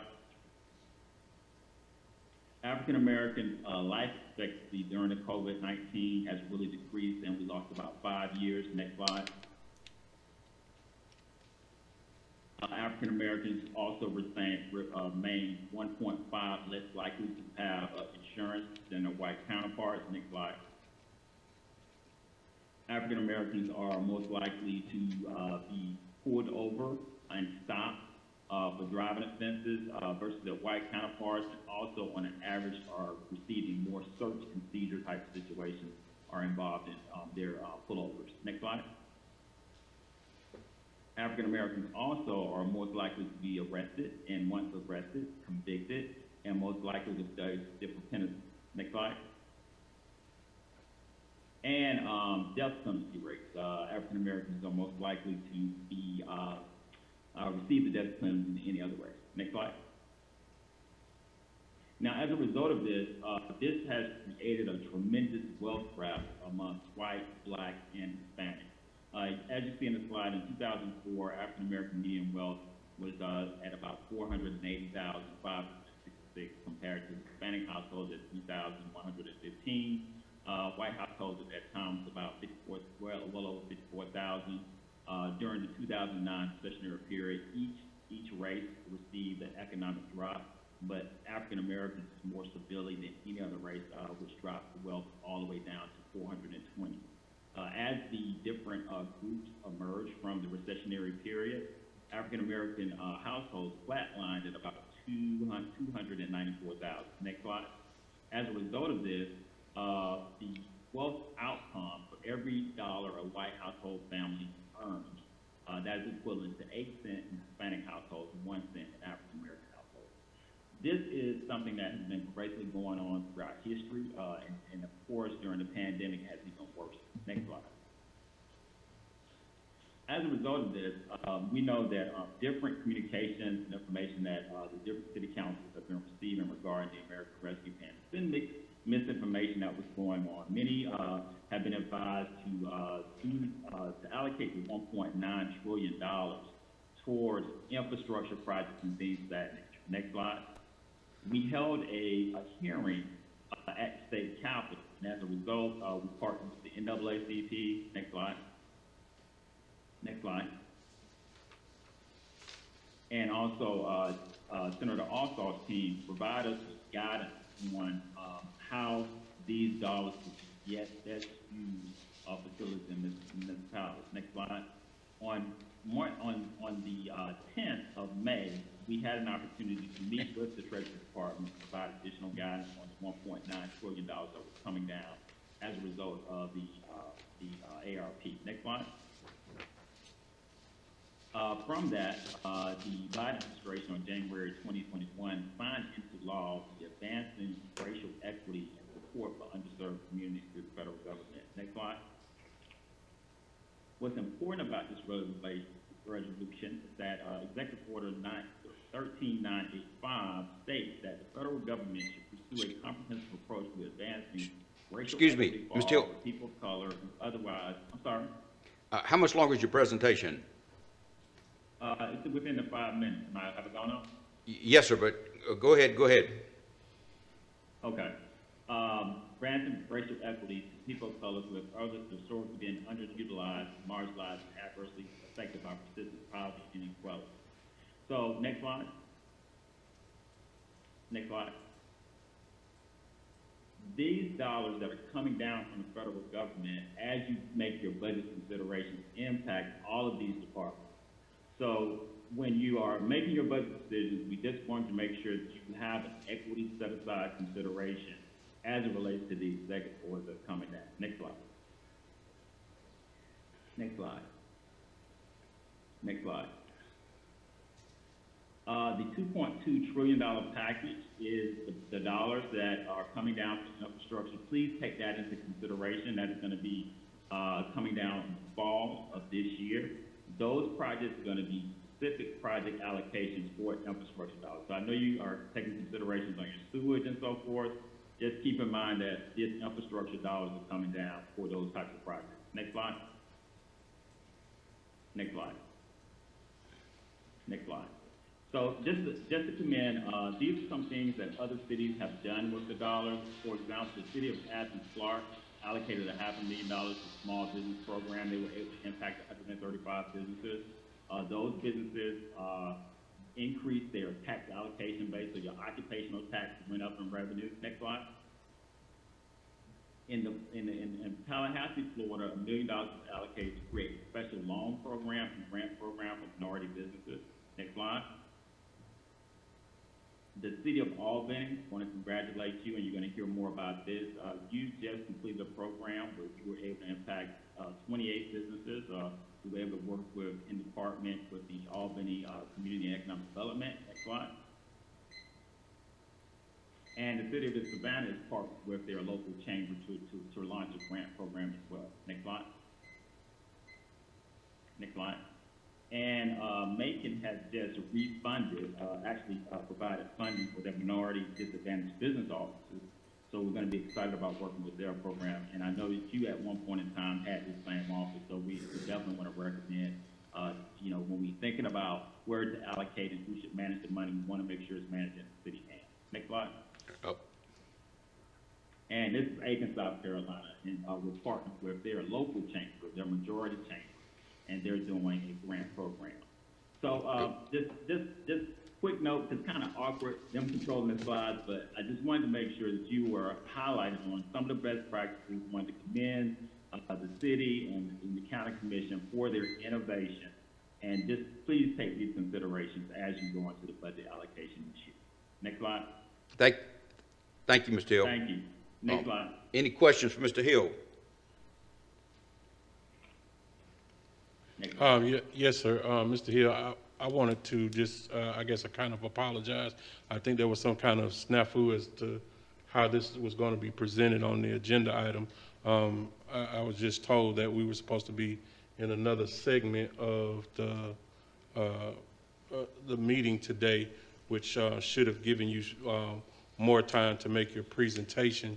And what I would like to do is have you come back so you can make your presentation with more time, and we'll kind of work out the kinks from behind the scenes.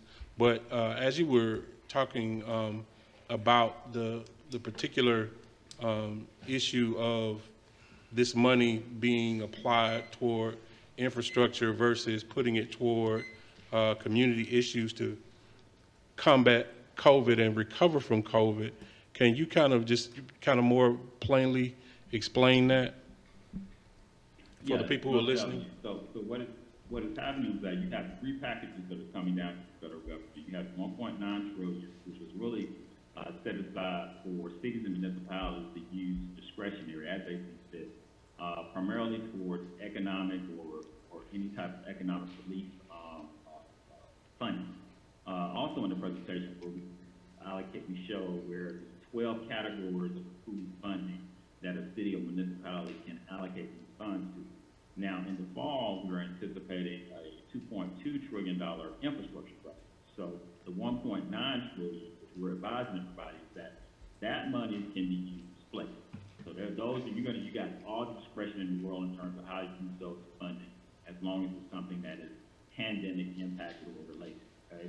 The second round of funding, that 2.2 trillion that's coming down, that's going to be more project specific. It's going to be more restricted. So it's going to go towards infrastructure projects, infrastructure things. You're not going to have that same flexibility in terms of being able to allocate those dollars. And then, of course, the 1.8 trillion, which is going to help families direct.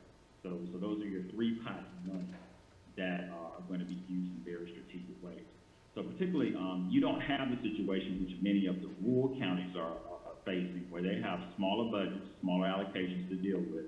And so for them to do a broadband project, for example, where they're spending like $5 million and they only can allocate $6 million and so forth in allocation, it doesn't make sense to use that first round of funding towards infrastructure projects like a broadband project. Although it's definitely needed, we're just saying, hey, wait until the other dollars are coming down in the fall.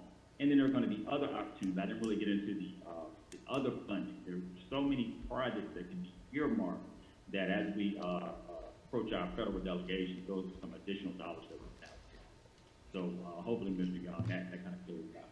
Those three pots of projects is being very strategic about how you use your discretionary dollars versus your more restricted dollars, which are going to come down with the infrastructure dollars. Yes, sir. And one last question, I guess in terms of the priority, you said there were 7 categories. What would be your thoughts on prioritizing the state and local government money that's coming down, the uses for it? Is the administrator still, if she can pull up that last slide that she showed you, and after that slide, those are the 12 categories that have been approved for allocation. And they haven't changed that much at all. And those were the same allocation of approvals during the Trump administration under the CARES Act. Next slide, if you go to that next slide, after the Capitol building, which next month. And I believe, yeah, go back one, the 12, the report and navigation. Those 12 categories, I'm just looking at it from the screen. Okay, I see it there. So those are the categories that you outlined. Is that in terms of, I guess, priority? Yeah, those are the approved categories that any city and municipality can allocate. Okay. And particularly even when we're doing a project list, most cities, like for example, Richmond County, they are creating projects in their work section. So most districts have specific needs. So what we're seeing now is that, hey, divide it up amongst your districts. What is your district need? Come up with your projects for your districts. Bring those projects that have been going underserved in those districts. So some city councils are dividing the monies up across the different cities, the different districts based on what their project needs and their citizens have came back with. The town hall meeting format is very, very helpful in terms of really listening to citizens. And that's what some of the more innovative cities have done. I know Mr. Warburn is talking about looking at what other counties and cities do in an innovative way. And I just recommend that you guys do the exact same thing. What we're seeing is that, dividing that money based off different districts' needs, I think it makes it a little more manageable versus everybody kind of rushing the city council because they know it's money out there. It can be done in a more equitable way. Thank you, sir. All right, any else? Yeah, good morning, Mr. Hill. Are you available, next Tuesday morning? Yes, sir, Well, absolutely. excuse me. I'll try to be available. Ms. Carter, what time are we meeting? 9 o'clock. Could, if you check your calendar and we'll set aside for you to speak to us next Tuesday at 9 o'clock, if your schedule permits, Mr. Hill, and then we can get the full Yes, sir. presentation. And also, I think it'll give us a chance to think of questions we might have, because this is a very complicated piece of legislation, and we need to understand what money is there for the city to access. Absolutely. And if you can help us with that, we'd appreciate it. So with that, you check with us and let us know if you'll be available next Tuesday at 9 o'clock. Yes, sir. Thank you. Thank you. Next, Ms. Sherelle Bird.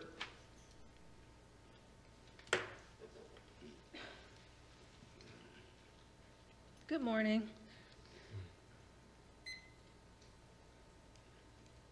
Thank you, Mayor and Commission, for allowing me the opportunity to speak this morning. Thank you for the invitation, Commissioner Young.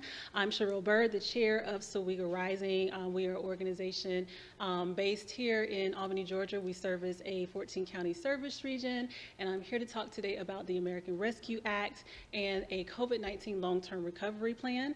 So I want to thank the Commission and the Mayor for your acute response to the COVID-19 pandemic. Sowega Rising was able to launch a mid to long-term strategy to be able to help the city mitigate the COVID-19 pandemic, because a lot of us have taken our masks off, and a lot of laws have been passed for us to start to move closer to a normal life. We know for a lot of people, they are still trying to navigate the loss and the experience they had with COVID-19. So there is a lot of long-term recovery that still has to be done. Next slide. So Sowega Rising, our goal is to move people and resources to improve the quality of life for people living in rural South Georgia. We were able to do a lot to be able to aid the city during COVID-19 with the COVID-19 response for citizens. Some of the things that we were able to do were small business PPE drives, and you can go to the next slide. Actually, this is not my presentation. Okay, so we were able to do small business PPE drives. Those PPE drives were for small businesses to be able to, for those who did not have the funding to be able to afford PPE, nor were they able to source PPE during that time. We were able to provide PPE for them. We also were able to provide the Farm to Families Food Box program. We know a lot of people were out of work during the pandemic, and we were one of the first organizations to provide the Farm to Families Food Box program to an estimated 400 different distribution sites in 70 counties in South Georgia. We also were able to do the Saving Ourselves town halls, where we were able to speak to the community about what they needed during the pandemic. Out of those town halls, we were able to work with the City of Albany and Community Economic Development to create the Small Business Capacity Building Program, as Michael spoke about earlier, where we were able to award over $150,000 in grant funding to 28 businesses. Many of those were minority businesses here in Albany, Georgia. We also shared resources working in partnership with the Albany Business League. We were able to share resources for businesses around PPP loans, EDIL, Restaurant Revitalization Fund, and small business and minority businesses. We were also able to help the city of the county to receive $300,000 for COVID-19 elections grants so that we could have safe elections here in the city of Albany, as well as introducing a $4 million health literacy grant to the city of Albany so that we can help people to be more informed to be able to receive vaccinations in our city. As you know, Georgia is at the bottom of the nation in COVID-19 vaccinations, and so we knew this was something that was critical to our community. So two of the ways in which we saw that COVID-19 truly impacted our community, first was our economic health. If you're not aware, 41% of Black businesses in this nation closed because of the pandemic. They did not survive, as compared to 14% of white-owned businesses. COVID-19 also obviously impacted our physical health. So studies show by the CDC that cities with the select states and cities with data on COVID-19 deaths by race and ethnicity showed that 34% of the deaths were among Black people and this group accounts for only 12% of the U.S. population. So as you see, it's very disproportionate. Also, residents in highly segregated neighborhoods had a higher social vulnerability, such as high levels of poverty, lower levels of education, income, and employment, and they were disproportionately impacted by social and health risks. As we know here in the city of Albany, 1 minute, Ms. Bird. many of the health risks that impact African Americans are because we have some of the highest rates of cancers, diabetes, hypertension, and we know COVID-19 really thrived on comorbidities, which is why the rates were higher. Next slide.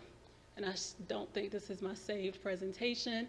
So economic health, we are recommending that small businesses receive the funding that they need. This is straight from the American Recovery Act. That Black and brown businesses that were hardest hit by COVID-19, their revenue was down 32%, and over 400,000 of these firms have closed. So we're asking for equitably distributed grants to help small businesses get back on their feet so that they can start to put the disaster behind them and build back our community, our economy here in our community. Next slide. Next slide. So here are our solutions that we're proposing, a citywide community gardens plan. So one of our partners in our Food Justice Coalition is Amethyst and Moonstone, who are looking to provide a comprehensive community-wide gardens plan that we want to partner with the city of Albany to be able to create a program that will make food accessible to people in our community. Mobile grocery stores, augmenting the grocery stores that we have through a Better Way Grocers, health outcomes research so that we can continue to research the impact COVID-19 has had on people's health and their diets through organizations like the Veggie and Soul Project, and then also healthy alternatives to dining out like vegan restaurants, which we support, like Good Life Flow. Next slide. That's the time, Ms. Okay, any Bird. questions? Any questions, Ms. Bird? Ms. Bird, thank you for your observation. And just to piggyback, you did mention something about health eating habits. Since we are coming out of this pandemic, will your organization do a little more with working with physicians to help not eradicate, but to suppress the growing number of diabetes, high blood pressure, and strokes and kidney problems in minority community? Absolutely. So one of our initiatives through Sweega Rising is rural health.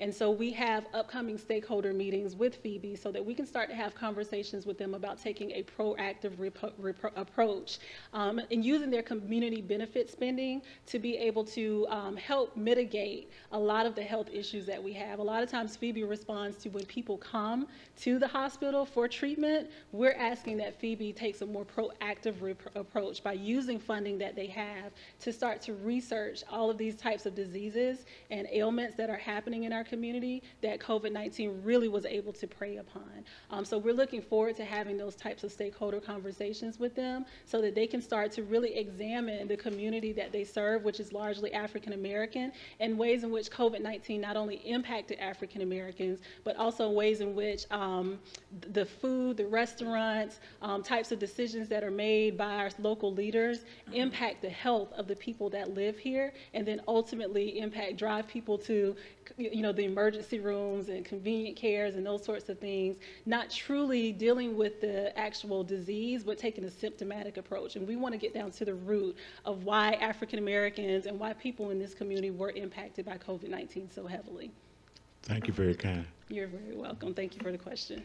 Okay. Any further questions? Yes, I had one more question. I know you got to go, but I guess in terms of using this money to fund organizations like yours, how critical is that as far as one of the things that the American Rescue Plan outlines in putting that money into the community? Yeah, if we can pull the last slide of my presentation, there is actually language in the American Recovery Act that says that funding should be able to go to organizations that are on the ground, like the grassroots organizations that are really doing the work to be able to help mitigate COVID-19 recovery. That's what this money is for recovery. And so being able to go into communities and really identify what those critical needs are and then quickly get funding funding and resources back out to the community is what this is for. So the things that we're asking for through our ask is $1 million towards our health and food justice coalition. And I can send that out to everyone so that we can start to really help change health outcomes so that we won't find ourselves in a vulnerable position like we have been because of COVID-19. And then also to help our small businesses, we're asking for $1 million to assist small businesses by continuing to give out the funding that we were able to give through the Small Business Capacity Building Program, but also to be able to support those businesses by being able to provide classes and workshops. Thank you for putting that up there. And this speaks to exactly what you were talking about. President Biden's American Rescue Plan provides immediate and direct relief to communities and families bearing the brunt of the crisis, including communities and families of color. Economists estimate that as investments in the American Rescue Plan will lift over 8 million Black, Latino, and African Americans out of poverty and will provide relief across sectors where families of color were most disproportionately impacted by the crisis in food and financial security, healthcare access, education, and childcare. So this money is sorely needed to help our community be able to recover, and that's why we're asking for $2 million of that. We understand that sewer is important. We're certainly not minimizing how important that is, but we're simply asking that people in this community are prioritized so that we can recover our community from COVID-19. Thank you. Thank you, Ms. Bird. And last, Ms. Amber Bell. I am on Zoom. Can you hear me? Yes, ma'am. Good morning. My name is Amber Bell. I am a native of Albany and an alum of NYSP. I think I'll throw that in there. It's appropriate today. I've worked in Albany for 7 years with a nonprofit organization who focuses on equitable access to resources, specifically for vulnerable communities. I am also currently working or completing my doctorate degree in public health. And when I think of Albany and Dougherty County from a public health perspective, it is concerning because in Albany, especially in South Albany and East Albany, there exist cross-cutting consequences of worsening social determinants of health. This is evident by the impact of COVID-19. But also from a public health perspective, I believe there is opportunity to use public health innovations with existing infrastructure within the city limits of Albany. So public health innovation is simply using less ordinary tactics to improve population health. And it is intentionally addressing barriers and gaps and doing that in an equitable way. I'd like to take you now to 200 East Oak Ridge Drive, the old Winn-Dixie building, which closed in 2012.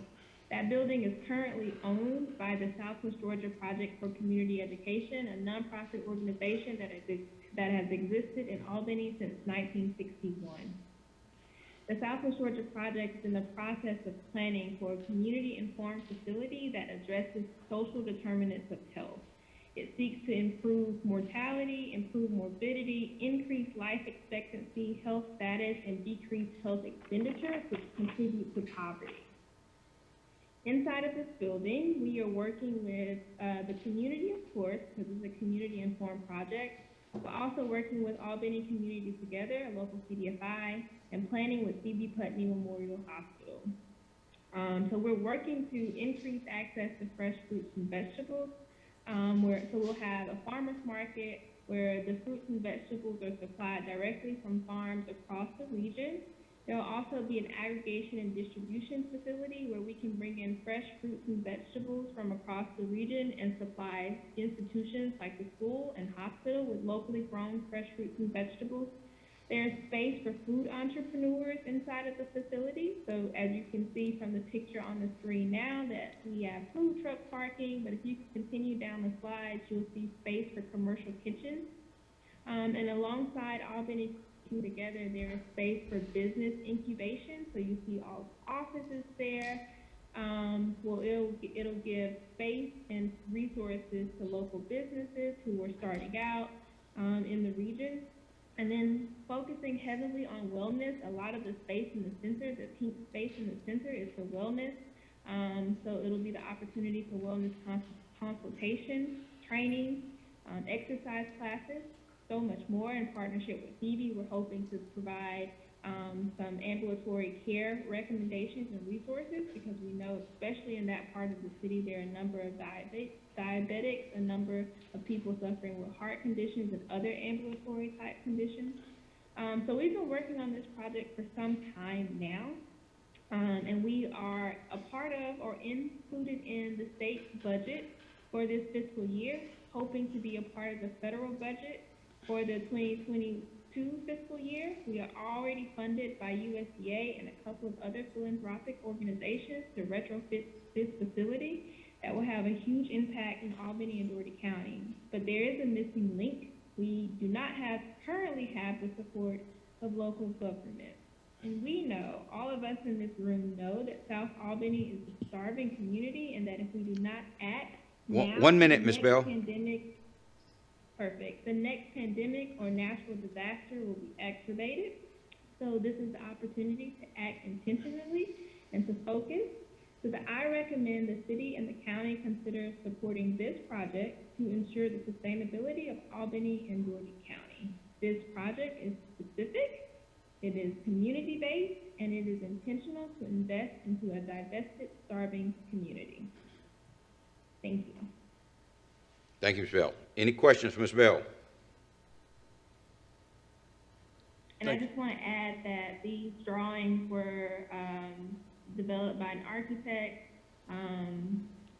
in the Atlanta area, Flynn and Rouse Architect, and then in Albany, we worked with Kent McClure to develop these renderings. Thank you, Ms. Bell. Any questions? Thank you so much, Ms. Bell. And this is a project that I know myself and the mayor specifically have been advocating for, and I'm glad to see the vision that that you all have been able to come up with concerning the old Winn-Dixie Plaza. Can you speak a little bit more, well, just really quickly about some of the I guess the activities that could go on there? I know we kind of talked about a walking trail and those things that could surround that building and support more development in that entire area. Yes, so we know a major barrier to health is fresh fruits and vegetables. So one of the main components is increasing opportunities to fresh fruits and vegetables inside of that facility. But a second component is how we prepare the fresh fruits and vegetables. So one of the main things is going to be teaching people how to properly prepare fresh fruits and vegetables. We work closely with Phoebe in this planning process to include wellness facilities. So a couple of examples would be the opportunity to keep somebody out of the ER because they're properly caring for their diabetes or they're taking the right steps to reverse their hypertension. So there'll be a number of consultation classes that could possibly be staffed by Phoebe. We have to continue to work out those ideas of what and how, or the best model for that. But then also including exercise classes, because we know the importance of movement. It gives people in South and East Albany easy access to a free resource that they don't have to cover, because this project is for the community. We're understanding that it's a community that is impoverished, and we want to make resources available to them. And around the building, that building sits on a 4-acre lot, and it is a shared parking lot, but we view it as a catalyst. So if you're familiar with that area, it hasn't been invested in a while. We're hoping that this project would be a catalyst to improve that block. But we envision a walking trail around that facility or inside of that facility, depending on how the architects can make it work. So our focus is community and wellness inside of that building. As I mentioned earlier, we see it as a public health innovation tool using some of the existing resources in Albany. Thank you, Ms. Bell. Yeah. Ms. Bell, good morning. Could we get, I guess y'all have a budget? The architects will get us the budget on June 6th. So on next Monday, we will have a budget. And then you can identify the various entities that have invested in the project and how much they're allocating, and also, I guess, specify the request that Southwest Georgia project is making from the city? Yes, Okay, we look forward to receiving that. I will get that to you as soon as I have the budget in hand. Thank you, Ms. Bell. And that concludes the public hearing. Mr. Gibney is not with us, is that correct? Okay. Now we move to the speaker appearance. Dr. Pratt has signed up.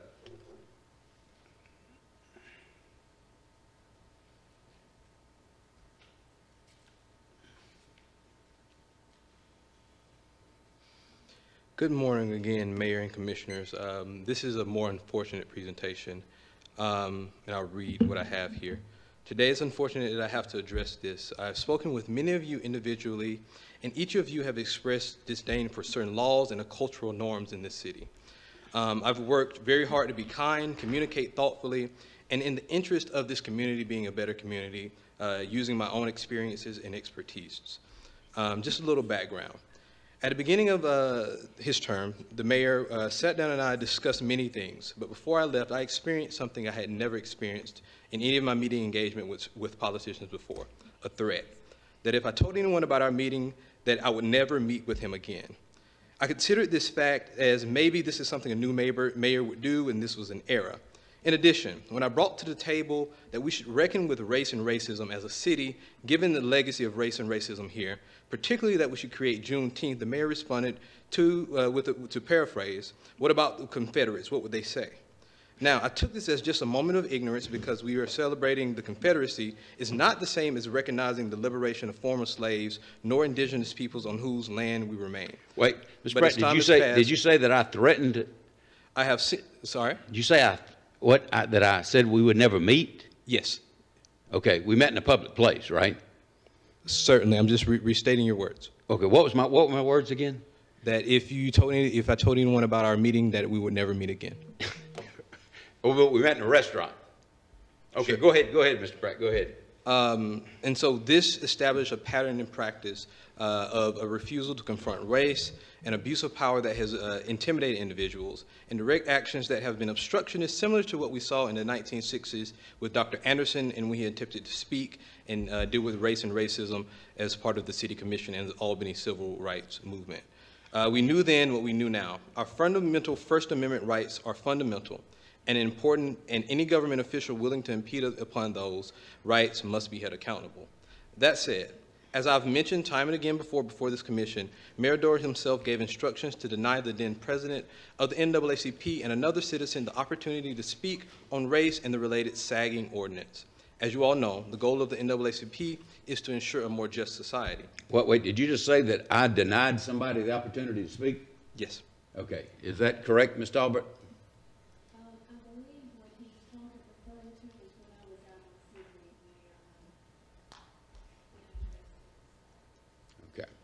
And this was corroborated by those speakers that they were told via the clerk that they weren't going to be allowed to speak on this issue.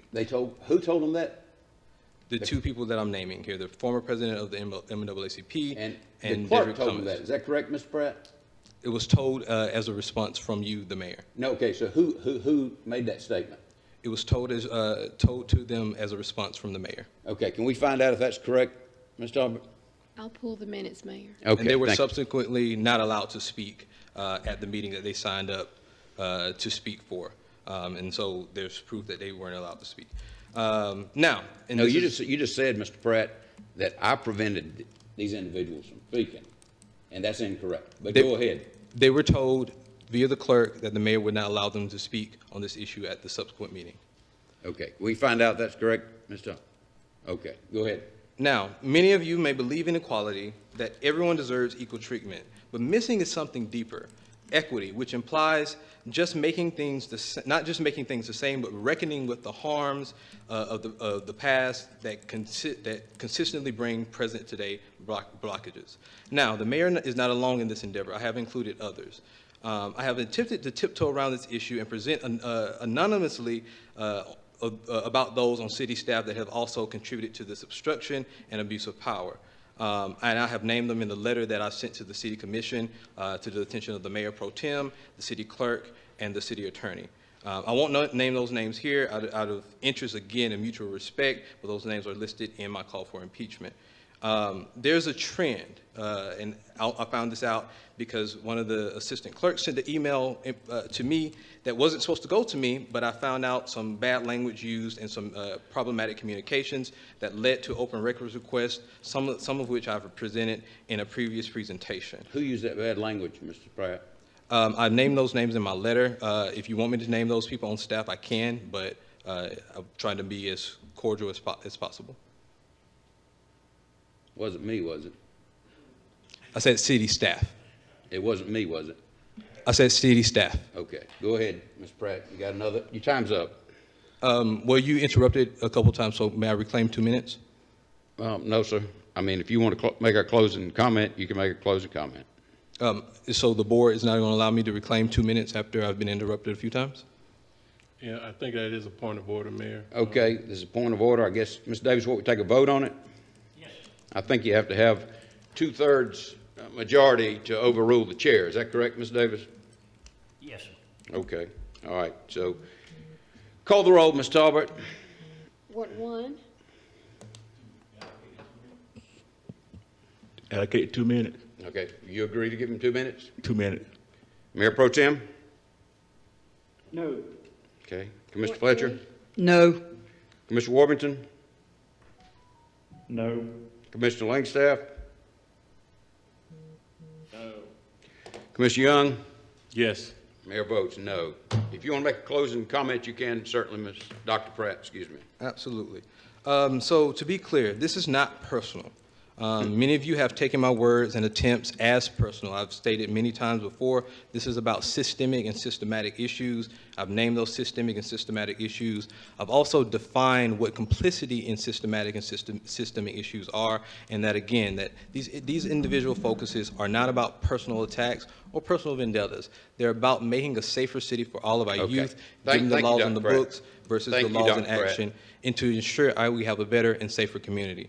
I hope you all take seriously my letter, and that we can make sure that we move forward in a thoughtful and productive way to create a better city together. Because again, this is about a systemic and systematic issue that I hope we all can contribute to changing. Thank you. Thank you, Dr. Pratt. Okay.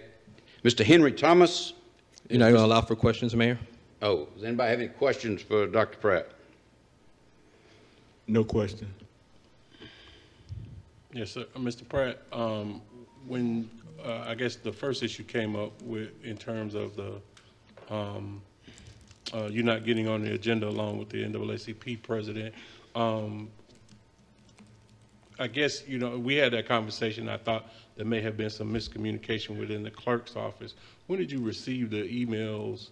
Was it that particular instance or on another instance? So, and I'm glad you bring this up, Commissioner, because this is not just one instance, and it has not been one instance. This has been a pattern and practice of obstruction and abuse of power. So I think I've emailed the timeline, and I can illustrate that briefly. I've said this in other presentations as well. I initially spoke in general I believe, in either January or February.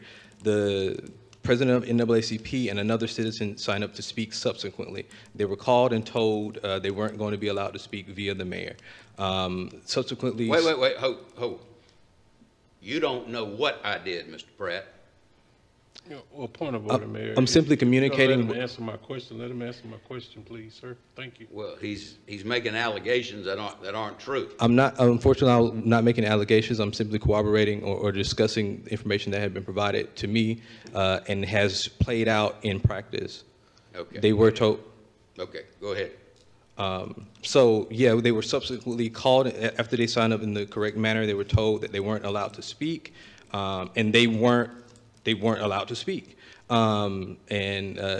Subsequently, a few months later, myself and another person signed up to speak generally on racial issues. We were told that we were chastising the commission, which is a form of abuse of power and obstruction. Then the vote for the Saggy Pants ordinance came up. There was supposed to be a public hearing. Myself and the president of then president of the NAACP signed up to speak again. We got email information to log on digitally. We were digital at this time. I have email correspondence to illustrate this. At said meeting, we waited online. We had logged in, and we weren't recognized by the mayor. Another instance where we weren't allowed to speak. to the commission on this critical issue. The vote was taken to 6-1. My dispute is not necessarily the vote, though I think it's a misinformed vote. It's a First Amendment issue. Following this, I contacted Commissioners Warrington and Commissioner Fletcher to discuss this issue, and the day after to speak specifically on this instance, contacted city staff to get us back on the agenda because this was a critical vote. Subsequently, city staff further obstructed. This is when I received an email from a member of the city staff that wasn't supposed to go to me, was supposed to go to another member of staff, saying that something akin to he's at it again, or he's got more to say now. I think I showed a preview of that email on a previous presentation. And so, I've presented several times about this. I contacted my commissioner and another commissioner about this and sent the email correspondence. Nobody should have to go through this to deal with an issue, a particular issue around race and racism. I've done this work for years, but I would be afraid for someone that would want to speak in front of the city commission that would feel the same kind of antagonism and oppression. And so that's what I've illustrated and laid out here. I've tried to work directly with everybody. My cell phone has been available. I've talked to people, I've called people, and we've had conversations. But it's at this juncture now that we have to call for impeachment, given the impropriety by some of the city staff and mayor and commissioners. Okay, thank you, sir. Thank you, Dr. Pratt. Thank you. Mr. Thomas, is Ms. Thomas with us? Come on up, Ms. Thomas. Good morning. Good morning.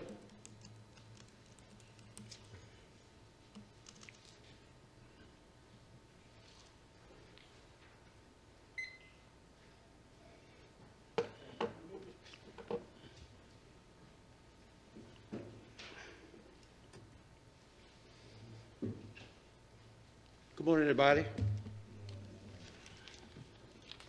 little cold. It's kind of hard for me to speak in a cold house. But my name is Henry Thomas. I'm from Macon, Georgia. I've been here 29 years. And we worked on a comprehensive plan to be able to help out in a way that we've seen throughout many situations and circumstances and things that affected us in our community as black folks. But what we came to do today was to share a comprehensive plan that we developed, a 5-year comprehensive plan to be able to work with the people. How I appreciate all of the politics and all the things that's being done economically and health-wise and all of these things, but see, what we fail to realize, I don't think you fail to realize, what we gotta focus on is the people. The people in Albany, Georgia is the most important component here. In order to make up any society, you gotta have a city government, county governments, civic leaders, you need your business community, spiritual leaders, and the citizens again. We declared a takeover on May the 15th, to take over this city, this county, and the whole region, but in a good way. Because there's no other way to do what God sent me down here to do. My position is to restore pride, dignity, and respect in our community in an effort to be able to get things balanced. Just like the little situation just then, it's not balanced. I just hand the city manager and the mayor this 5-year comprehensive plan. We're asking the city, the county, and the Chamber of Commerce for $1 million each to help with a $10 million plus 5-year plan. This past, well, May the 15th, we was able to recognize one of Albany natives for his 50th birthday. We was able to, within a week's time, pull 4 of our organizations or bands or groups into the city to host this anniversary and to release a song that Mr. Willie Moody just completed in October, and we just released it on the 15th. It's entitled, If Jesus Came Today, What Would He Say? What would he say about how we doing things in here? How we handling our people's business? The mayor was not great. He was nice to us in the fact that in a few days, He was able to pull together a proclamation to give Mr. Willie, and I don't have time to read it. But he read it, and Mr. Moody is here, by the way. He's here today because we're on a campaign as a call to unity based on St. John chapter 17, 1 Corinthians chapter 1 and verse 10. And 1 Corinthians chapter 1 and verse 10, Paul wrote a letter to the Corinth because they was having issues. And what he said to them was, he said, brethren, I beseech you in the name of our Lord and Savior Jesus Christ, that you all speak the same thing, and there be no division among you, but that you be perfectly joined together in the same mind and in the same judgment. That's the only way. I'm going to sit here and watch us, you know, take care of people and have all this friction. But we set out to change the mindset of the people from the bottom up. It can be done. We've been doing it here for 29 years. I've been working Georgia Music since 2006. Georgia Music Association was born out of the idea, out of the desire to see more positive and spiritual music and videos and movies helping to shape the mind of our children, young people, and old folk moral and spiritual value. That's what we're doing. That's what we're going to continue to do. May the 15th marked the beginning of a 7-city tour for Mr. Moody, myself, and about 6 other groups at Fort Wayne, Mississippi. We had a group to come in here to help us to celebrate Mr. Moody's birthday celebration. And it also hit the Albany Herald on Monday morning. I don't know how many of y'all read it, but this man had put 42 years into this community in the music business. I stand before you to ask you all, as a commission, as the mayor, as the city manager, to get your departments to go on our website and help us raise the money we need, or you're going to have to come from y'all. We have a product. We have a product, we have a website, we have a way to generate the money. We need you all, as the head of our community, to get your people to get behind our movement. Our website is www.gmamusic.org. Is there any questions? Thank you, Mr. Thomas. Any questions for Ms. Thomas? No question. Thanks for the information, Mr. Thomas.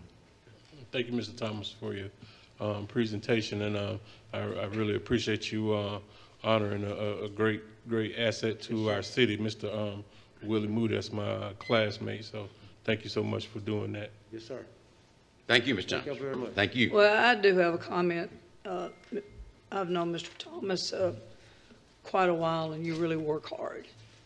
You really work hard at what you do. You're very passionate, and some of the people that have stepped up here today, I know Mr. Mathis and Jesse, and the work that he did with the Salvation Army, and Mr. Hawthorne, you know, many of y'all that have stepped up here is very passionate, but you know, I'm just like, you said something like, if Jesus was to come to Albany, well, you know, sadly, if he was to come to Albany right now, he would probably be accused of being racist. Oh, yeah. And this has just got to stop. It's going to This stop. has got to stop. It's going And to it's stop. being fueled by a lot of people, commissioners and all, and it's just got to stop. If we want a community where we really care about these issues, these just hateful words and things being put in people's mouths, and freedom of speech, etc. But again, I do know many of y'all that have stepped up here, and I think that y'all will be successful in a lot of ways because you're doing it for the right reason. Oh, yeah. So thank you, sir. Just one more thing. See, the key to our success is in 2 Chronicles 7:14. It says, if my people, which are called by my name, would humble themselves and pray and turn from their wicked ways, then I'll hear from heaven, and God will forgive us of our sins, and he will heal our land. Yes, sir. Yes. Thank you, Thomas. The next item on the agenda is consideration of a recommendation to engage Malden and Jenkins to perform the audit services for, is this a one-year term with options to renew? Is that correct, Ms. Field? Good morning. Yes, sir, that Yes, is ma'am. correct. Bids were taken, proposals were received to perform the audit services for the city, and they were evaluated. We received 3 responses. They were evaluated by our proposal evaluation team, And their recommendation is to contract with Malden and Jenkins for an expenditure of $149,750 for the first year, with 3 options to renew for additional 1-year terms. Thank you. Anything to add, Ms. Brown? No, sir. Okay. Any questions for Ms. Fields? Ms. Morning, how you do? I'm fine, sir. How are you? Is this an increase from last year? I can't speak to that. Is that an increase?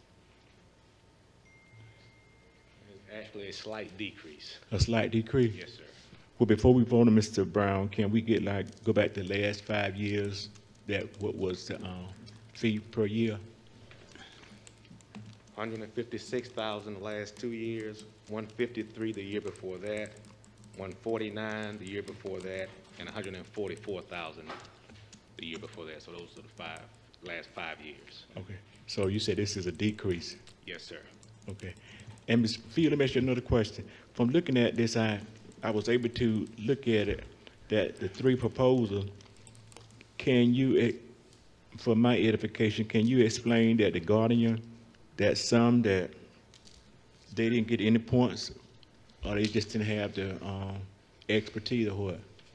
It's a formula. When proposals are submitted, we take the fees, and the lowest fee is awarded the highest points for that category, and every other fee is proportionately awarded points according to how far away they are from the lowest fee. So if that firm received no points, that means they were that much further away from the lowest cost.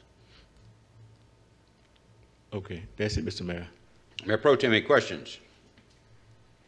Yes, ma'am. I just saw that it looked like the only category Guardian did win or had points that were above the others was the fee. What was the Guardian proposal fee?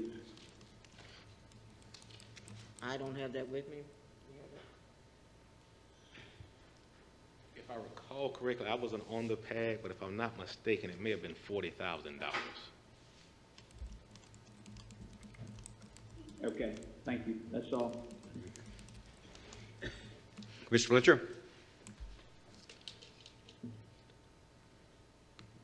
No comment. Commissioner Warburton? No comment. Commissioner Langstaff? No comment. Commissioner Young? No questions. How many years consecutively has Malden and Jenkins provided the audit? It's been several years. If you recall, we actually bid this about every 5 years, but there were a couple years where things were changing. There was some legislation that had changed, so the commission decided to stick with Malden and Jenkins during that transition period. So we're just now getting back to bidding it out on a regular basis. Okay. Thank you, Ms. Fields. Thank you, Mr. Brown. The next item on the agenda is considering Utility Board recommendation to purchase fiber distribution equipment from Gray Bar of Rock Hill, South Carolina. Ms. Fields, Ms. Dawson. Yes, sir. This is a request to expend $108,327.38 with Gray Bar for the equipment that is required to move us into 207, well, from 207 Pine into 401, into 211 North Jefferson, formerly known as the Pace Building. Okay. And what purpose does the fiber serve, please? Mr. Dawson. Good morning, Mayor, Mr. City Manager, Commissioners. You said what purpose does fiber serve? No, does this fiber serve? Yes. It serves the city, the county, and our residential customers. The fiber is used to pass our data services and pass all the data for all of our customers and our internal customers. Okay. And for the benefit of the commission, there was a discussion, the utility board, even though they have a $200,000 purchase limit, and apparently there's a policy when it's a SPLOST expenditure, it comes to the city commission, and that's why this item is before the commission. Any questions? Commissioner Howard? No question for Mr. John. Mayor Pro Tem? No questions. Commissioner Fletcher? No questions. Commissioner Warmington? No questions. Commissioner Langstaff? No question. Commissioner Young? Yes, sir, and this is for the, I guess, the new fiber hut that's gonna be Yes, placed sir. It's at for the Pace- data center move. Our new data center is going to be at the Jefferson, the Pace building. The Pace building, That's what okay. this is for. I got you. All right, no problem. Thank you, Ms. Fields. Thank you, Ms. Dawson. The next item on the agenda is a request to approve a change order for the Pace Building. Ms. Fields, Mr. Gray? Good morning again. This is for a change order for the Pace Building renovations for the mechanical portion. It's the Arctic Air of Leesburg for a total increase of $125,683.39. The reason for the change order, I was about to say obviously, but it's not, is because the scope of the work changed. The project was originally bid out with us moving human resources and risk and the clinic into that building, but then we changed it to the data center, and when that changed, the requirements for the mechanical portion, which is which is being done by Arctic Air Heating and Cooling, which is, you know, the HVAC, the data center requires a much more robust system, and therefore the change in requesting the change in the amount. Mr. Gray can speak to the details of it. Mr. Gray, good morning. Good morning, Mayor. Good morning, Commissioners. I am available for questions. Also on the line, we do have the architects that redesigned the system along with the change scope of work. We have Mr. Charles Smith and Rodney Wilson from SP Designs. We also have Mr. Mike Martin from Engineering Associates. Between myself and those three gentlemen, we can answer any detailed questions you have about the increase in scope. Earlier, Ms. Fields was talking about the change. The original data center, or adding the data center, significantly increased the outlay of the HVAC mechanical portion of the project. It now also includes 3 additional data air units that are very costly. They're capable of not only controlling the room temperatures, but also the humidity control that is required for inside of the data center. That, in addition to construction costs going up approximately 35% since we started this project. With that, I yield, and we are here for your questions. Thank you, Mr. Gray. Any questions for Ms. Fields? Mr. Gray? Commissioner Howard? No question for Ms. Fields, Mr. Gray. Mayor Pro Tem? No questions. No Mr. questions. Fletcher? Mr. Warburton? Yeah, just for a point of clarity, so 68,000 was the original price, and so what we're asking for here is 125 on top of the 68, so that makes the total project 193? Yes, sir. Okay, so this is not 125 on top of what was spent. This is 125 on top of the original contract. This is 125 on top of the original contract to make the total amount of the increase, what you just said. The project Okay, cost. all right, that's it. Thanks, Mayor. Commissioner Langstaff? Nothing further. Commissioner Young? No further questions. Does the room temperature have to be? I am going to defer the room temperature question. I'll start with Mr. Wilson or Mr. Smith from SP Designs, and also Mr. Dawson here with TAC, who worked in concert with them to establish the requirements for the data center. And the humidity level, what does that have to be? Mr. Dawson?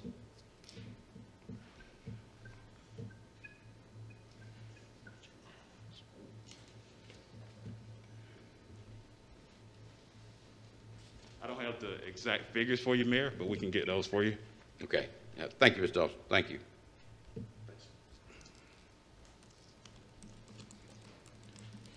Thank you, Ms. Gray. Thank you, Ms. Fields.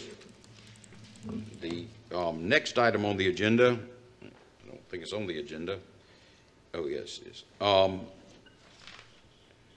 Staff seeking direction as to the disposition of 508-510 Pine Avenue, the property that's been used for quite some time to house Liberty House. Good morning, Mayor. Good morning, Commissioners.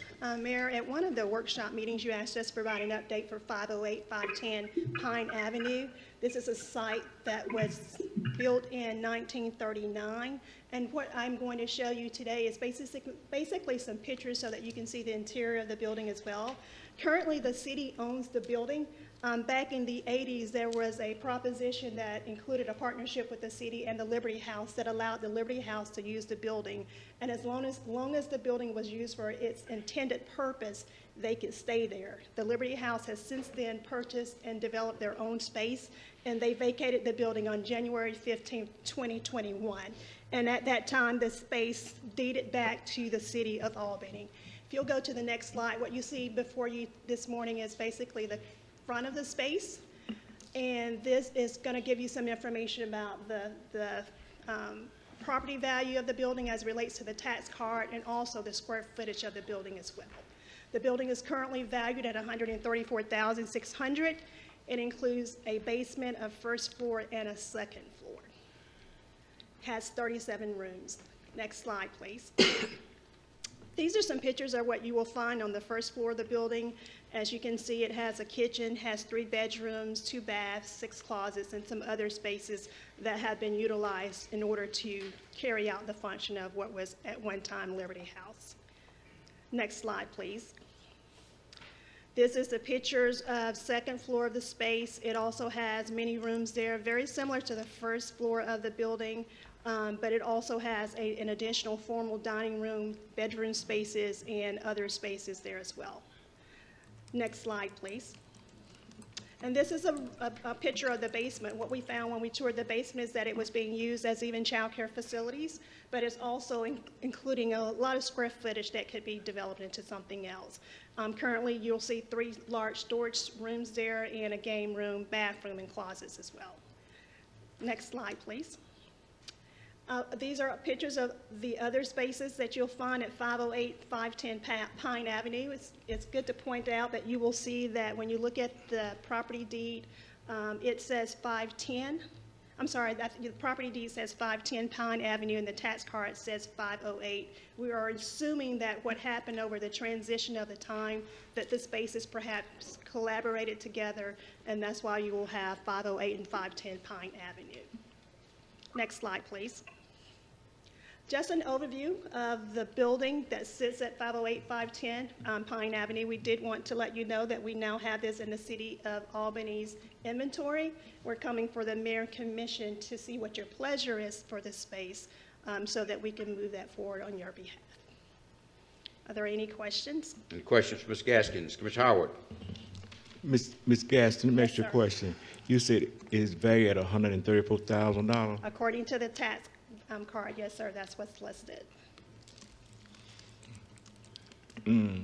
Is it possible that we, as commissioner, we can just see inside of the building? Do you have a key to the building? Yes, sir, we can certainly. Facility has a key. We have a key. We can let you in the building so that you can tour the space if you like to.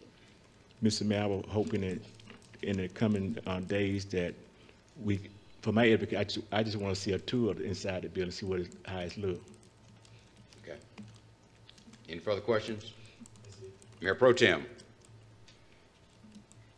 Yes, ma'am. From the pictures, it looks to be in pretty good condition from the photo. Is it 3 separate apartment units? I didn't hear the last part of that question, I'm sorry. I think Mayor Pro Tem asked if it Sorry, was is it three three separate separate units, yeah. It's one full unit. It appears that over time, perhaps there were, but now it's one unit. As a matter of fact, when you enter into the space, you enter, if you go back to that first picture that's on that slide, you go through all of the spaces through that one entry point. Of course, there's a back door, but we entered that space there that has 510 on the door is how we got into the building. Okay, thank you, that's all. You're welcome. No questions. Commissioner Warrington? Yes, so Ms. Gaskins, what you're asking us, or what this agenda item is basically, do we want to keep this property for some city use, or do we want to put it on the market and sell it? I mean, is that our two options that we're considering? Certainly, sir. Those are two options that are out there. We wanted to bring it before the Mayor and Commission for you to weigh in on the direction for the space. But we do have the option of course, selling the property, should that be your discretion, or, of course, certainly seeing if there's some value in it with the city. And I'm sure the city manager can weigh in on that as well. We've had those discussions at the executive team meetings as well, but we certainly wanted to follow the guidelines of the Mayor and Commission. Yeah, so the question would be the option of keeping it. What would be the need or use or possible need if the city kept it? I do know when we toured the space to see if there was a consideration for that, we know that if we do keep it, we being the city, it's going to require some upgrades and some updates to the space. When you do walk through, Commissioner Howard, you will see that the building does need some renovations in some of the spaces. I don't think that we could probably move into it currently as it is and be productive, but I think certainly if you decide that you wanted to implement funding dollars allocated for the use of the space, you could certainly do that. Okay. I guess my general comment, Mayor, would be I'm in favor of selling this, and unless the city manager or Ms. Gaskins gives us a compelling reason for, the city to use it, my direction or opinion would be to put it on the market and sell it. That's it. Mr. Langstaff? I agree. That's all I got. Commissioner Young? No questions. Thank you, Ms. Gaskins. Thank you. Well, I think it would be prudent to get an appraisal of the property, and then at which point in time we could address the options of either putting it on the market or entertaining proposals from nonprofits that might have some use for it. But I think the first thing we need to do is to get an appraisal. Does anybody take issue with that? I mean, I don't know what if there's an interest as a develop it as a commercial property, but I think that'd be an asset to downtown. But I think we need to know what it's worth and gauge the interest before we make a final decision. Is that not an appraisal price? That is a price that I pull when you go to Q Public and you pull the tax records. Oh, that's just a tax. Yes, okay. yes, sir. Okay. Mayor, to your point, there have been some interest from some of the nonprofits who reached out to us. Of course, I told them I would be bringing it before the Mayor and Commission for you to make a determination. There has been some interest from some of the nonprofit organizations in here. Of course, if you ask for my recommendation would certainly be what I've heard this morning, and that's to put it back into the community so that, of course, it can generate tax revenues for the city, but also that it becomes a productive part of the community as well. And, of course, for that part of the historical district as well. Well, I mean, I appreciate it, Ms. Gaskins, but what I'm proposing is that we get a appraisal so we know what it's worth. Sure. Before we sell it. And also, I don't see it as either or thing. If we have some very attractive proposals for a nonprofit, I think the commission ought to consider it. But on the other hand, if there's some interest in purchasing it, we put it back on the tax roll, so there's clearly advantages there. So I guess in addition here, Yeah, you said temperature check? No. Oh, okay. You were the water. Yes. oh, okay. Would anybody on the commission have objection to commissioning an appraisal for the property? I don't, Mr. Mayor. Mayor Pro Tem? No, sir, I have no problem with that. Commissioner Fletcher? No problem with it. Commissioner Warmington? Yeah, that's fine, I'm good.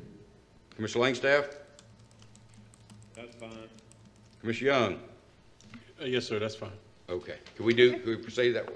Thank you, sir. Thank you for being here, Ms. Gaskins. Thank you. Next item on the agenda, the budget discussions.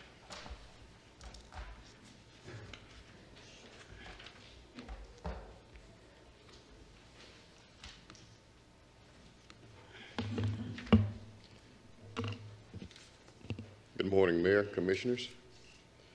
Just before we get into the budget discussion, I did get an answer for the question you asked about the data center. Yes, sir. The optimum temperature is between 68 and 72 degrees, and the optimum humidity range is between 40 and 55%. Okay. And as far as the previous Liberty House, we did take a look at that, and because of the way it's designed now and because of the way the interior is built, it would take a whole lot of renovation to make that a office space for any city office that would go into there. So I don't think it is a good property for the city to go into. Now, as far as getting the appraiser, I absolutely think we should do that. But one of the two options that is before you, as far as going onto the market or using it for a nonprofit, I think is one of the better options that we have for that property. Okay. Right. I won't go back through the entire budget presentation that we've done. Each of you had an opportunity to spend some time with our detailed budget. Each department has spent a considerable amount of time deliberating over each of the details of that budget. I'm proud to say that we have presented a budget that incorporates several of the items that you guys talked about at your retreat, as well as some of the things that's been discussed since that time. And it presents a strong path forward for the city in the coming fiscal year. Although I haven't received much feedback thus far, we have a budget workshop that's scheduled on June 8th, starting at 9 o'clock, to take a deep dive into what those funding plans are for some of our more larger visible departments. Based on what appears to be your focus at this time, we scheduled a deep dive into the police department, the fire department, recreations and parks, utility operations, and code enforcement. The gunshot detection system and the recently completed department study would give us plenty at the police department to debate. The fire department pay issues has been an issue that I think we'll have to do some debating on. I was fortunate enough to meet with the fire department last week and to discuss some of those issues.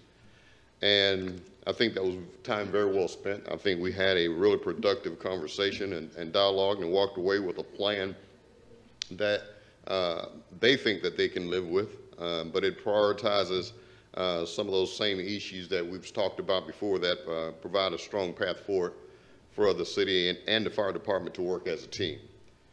I present that to you as we move forward in the budget discussions on June 8th, and I ask for your consideration and your support as we try to move that process forward. If you prefer to switch any of those departments that I talked about, please let me know, and we'll make sure that the department that you deem most necessary for you to make a sound decision about the budget choices that we're going to present to you are available to you. If you have specific items that you'd like to discuss concerning any department, and not just the ones that we presented to you as the topics for our discussion, but any department, if you'll let me know ahead of time, I'll make sure that that information is available to you on June 8th at 9 o'clock so that you have the information at your fingertips that you need to make a good budget decision. If there are budget scenarios, some what if we do this or what if we do that, I'll also ask that you provide those to me ahead of time. It's kind of difficult to make those kind of budgetary calculations on the spur of the moment. So if you have some what if situations that you'd like for us to take a look at and present to you, by all means, let us know. We'll be happy to provide that information to you. We had our budget public hearing today, and there was a lot of information that came out of those. Good information. I think all of them were worthy of being considered. But naturally, we have a finite pie that we have to choose from.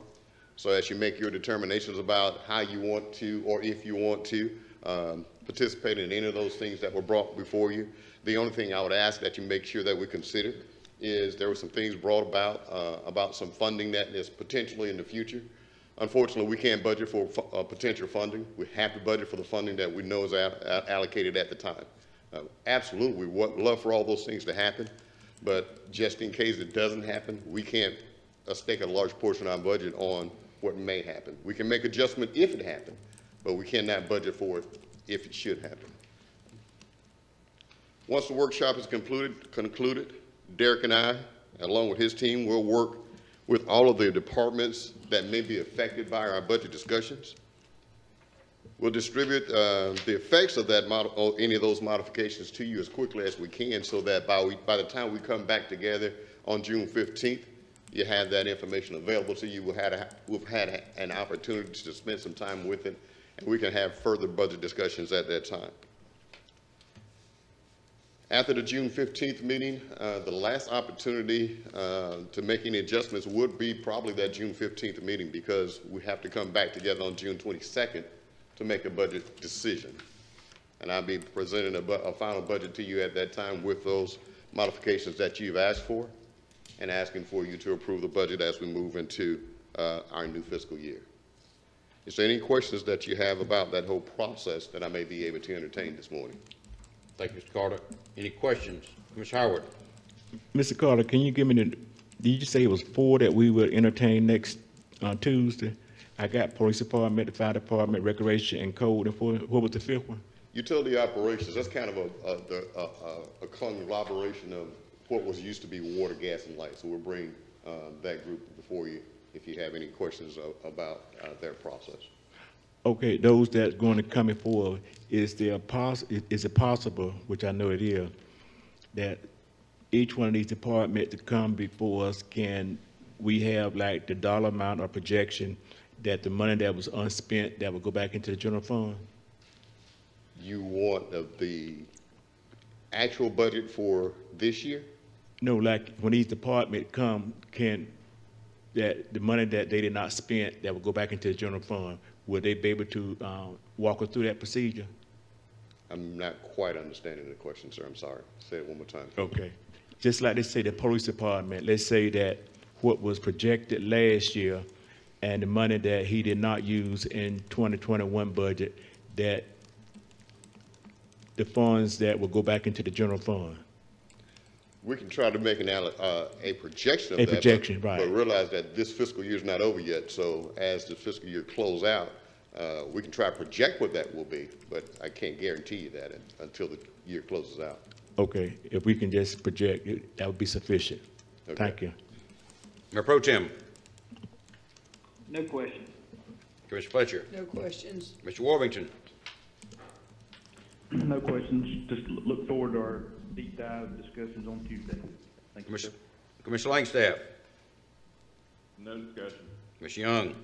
Yes, sir. In terms of, I guess, the structure of the discussions, because we had a few hiccups today, I kind of want to, and maybe we can do that offline, try to get into the specifics of how these discussions are going to take place. I know I will probably be asking for some specific members of staff to be on hand, because I want to get into the details of some, a few things like,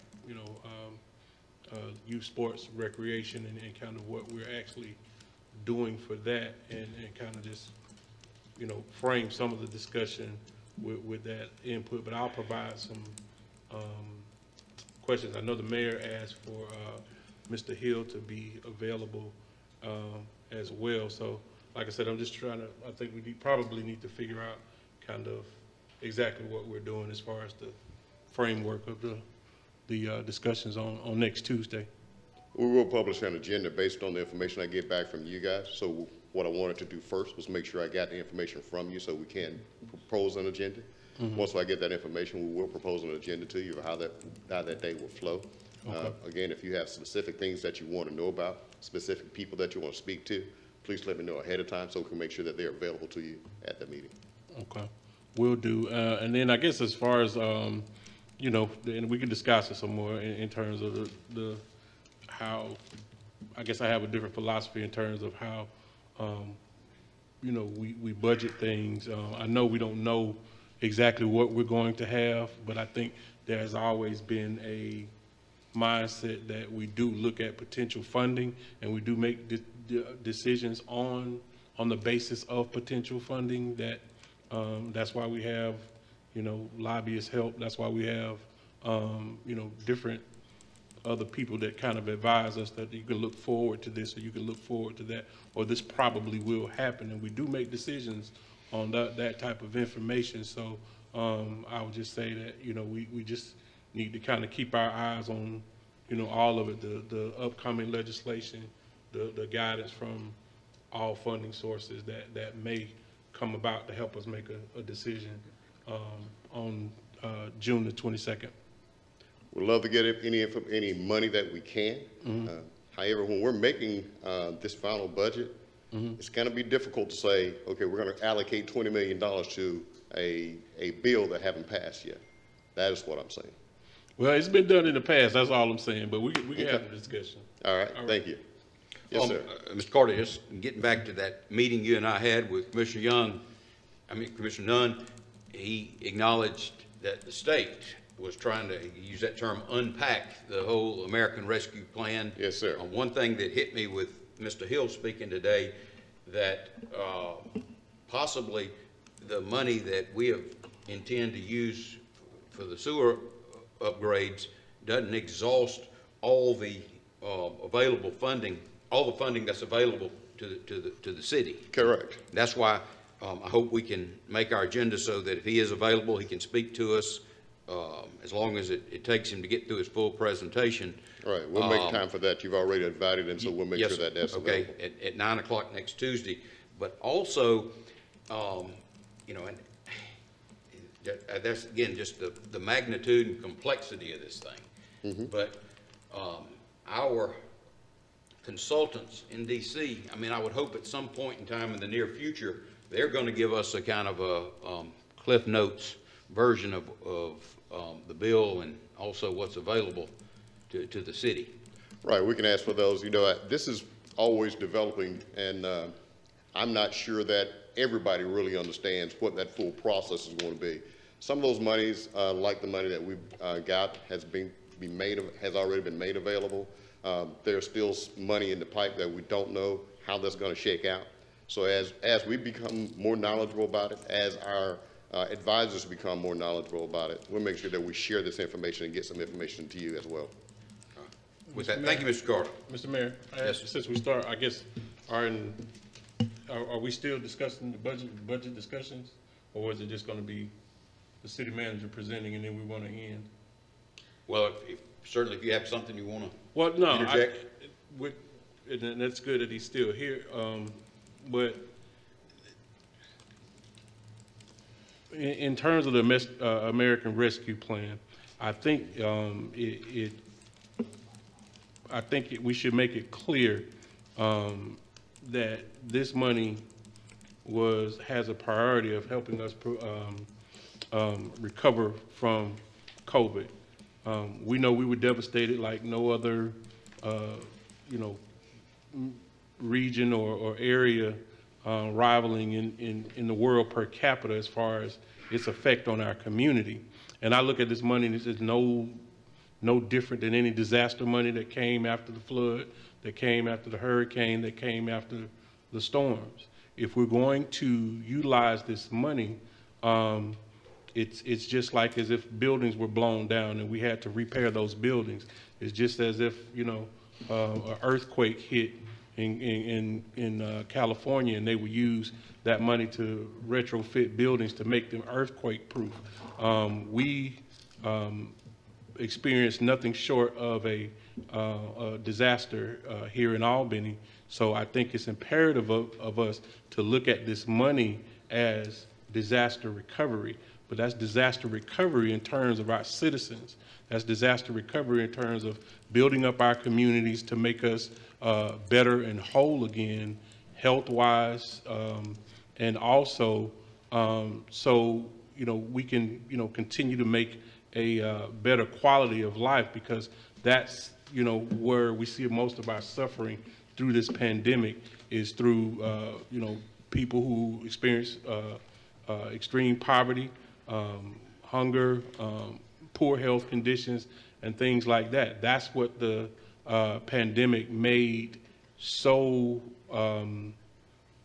just, clear in terms of the disproportionate effect on our citizens. So I think we do need to rethink what our plans are for this recovery money, and utilize it to restore our community after this disaster. This is disaster recovery money, and we need to try to utilize it to recover from disaster. And I'm not against infrastructure.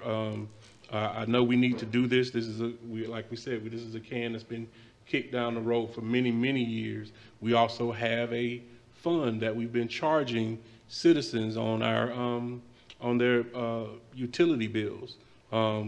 We also have $20 million still sitting in the bank that come from utility proceeds that we could use to fund this what is basically a utility project in terms of repairing our sewers.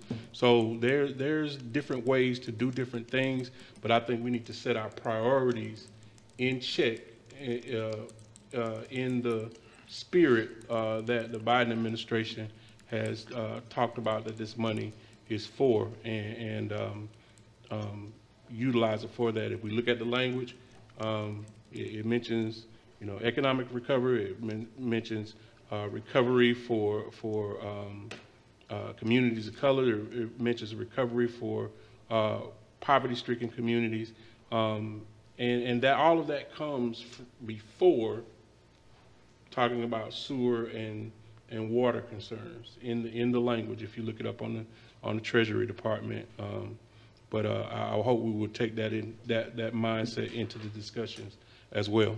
Thank you, sir. Thank you. City Manager's update, Mr. Carter. We prepare a document that we will publish. Don't have anything for you at the moment. Okay. Have any questions? But Thank you. Oh, any questions for the City Manager? No questions. Mayor Pro Tem? No questions. Commissioner Fletcher? No questions. Commissioner Warmington? No questions. Commissioner Langstaff? No question. Commissioner Young? No questions. Thank you, Mr. Carter. Have a great day. The next items for future agenda, Commissioner Howard? Mr. Mayor, since you, at the beginning of the meeting, you did say that we need to add this disparity study for our next meeting, right? Yes. Can that be on the agenda so we can discuss it since the county? Good. If I could address the commission, everybody got a copy of the letter that I wrote to Dr. Fennessy and Chairman Cohilas. At the retreat, we had discussed a disparity study, and I got a letter from Chairman Cohilas this weekend, and just to paraphrase it, basically, first thing he's kind of points out that I might be getting the cart before the horse, that the City Commission hadn't taken formal action on the disparity study, and he's probably correct about that.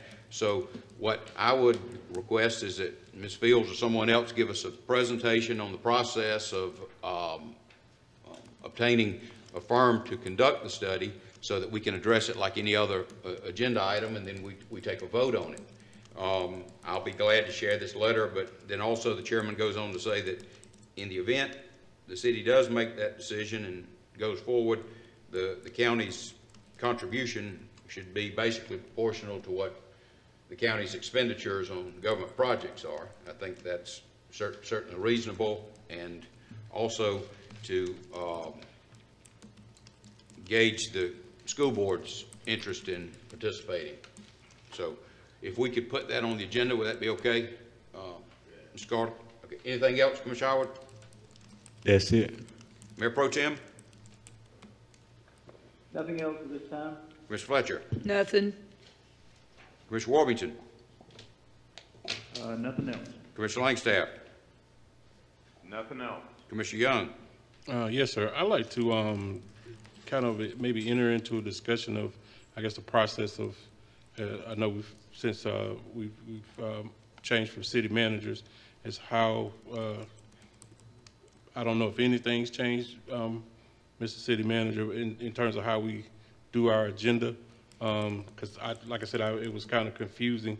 I know I did send those items out for Mr. Hill and Ms. Bird to appear on the agenda. And normally that had been, a place where, different organizations come to make presentations and can have more than the 5 minutes. So I was just kind of confused when we said, okay, we're going to do budget discussions. Was those presentations part of the budget discussions? And then where it appears on the agenda is also an issue, whether or not it's going to be at the top or be at the bottom. So I would like to work that out more so we can all have some clarity and feel like we all kind of getting all getting a fair crack at it. Okay. Also the other issue with this issue that Mr. Pratt brought up, in looking at the issue, and I take issue with comments made about who's bringing up racial stuff. The only thing I've ever done was talk about the facts and talk about what was actually done, what was actually said, what was actually what actually happened. Now, I think it's incumbent upon us to make sure that we're dealing with the facts and dealing with actually what's happened. Now, you could put whatever judgment you want on these issues as an individual. Everybody has that right to do that. But when we're talking about it, much as you were questioning Mr. Pratt about the facts of the matter, that's what matters, is the facts, not what you want to, the spin you want to put on them. But in that light, I do think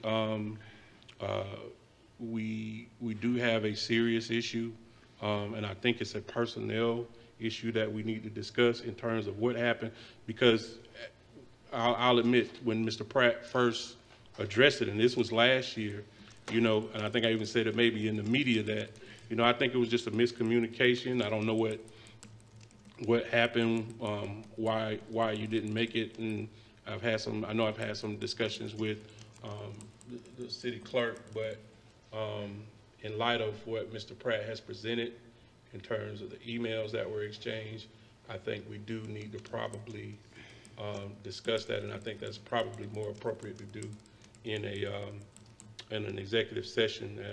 As he said city staff a couple of times, and I don't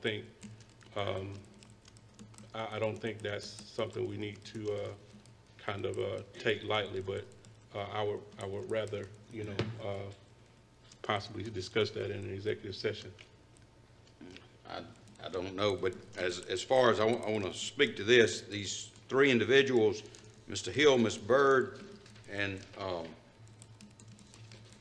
they were not signed up. And of course, we're still allowing people to participate remotely, so that is an issue. But what I said, Commissioner Young, Ms. Bell, was that the public ought to sign up as opposed to a commissioner signing someone up. That's the question I raised. And in the future, I think that would be appropriate. You might take issue with it, but then we're going to end up having a vote. I don't think it's too much to ask for people to sign up to speak themselves.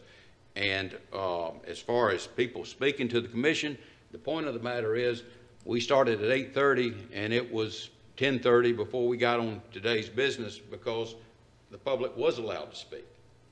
Typically, Mr., you do understand that an hour of that discussion was the issue with the taxes, and that's something that you and Mr. Warrington brought to the commission. Right. As I said, the public has ample opportunity to address this commission, and I have never tried to prevent anybody from speaking. And no, sir, I don't think that at all. Okay. What I'm saying is that this particular issue, I think, is being exacerbated probably by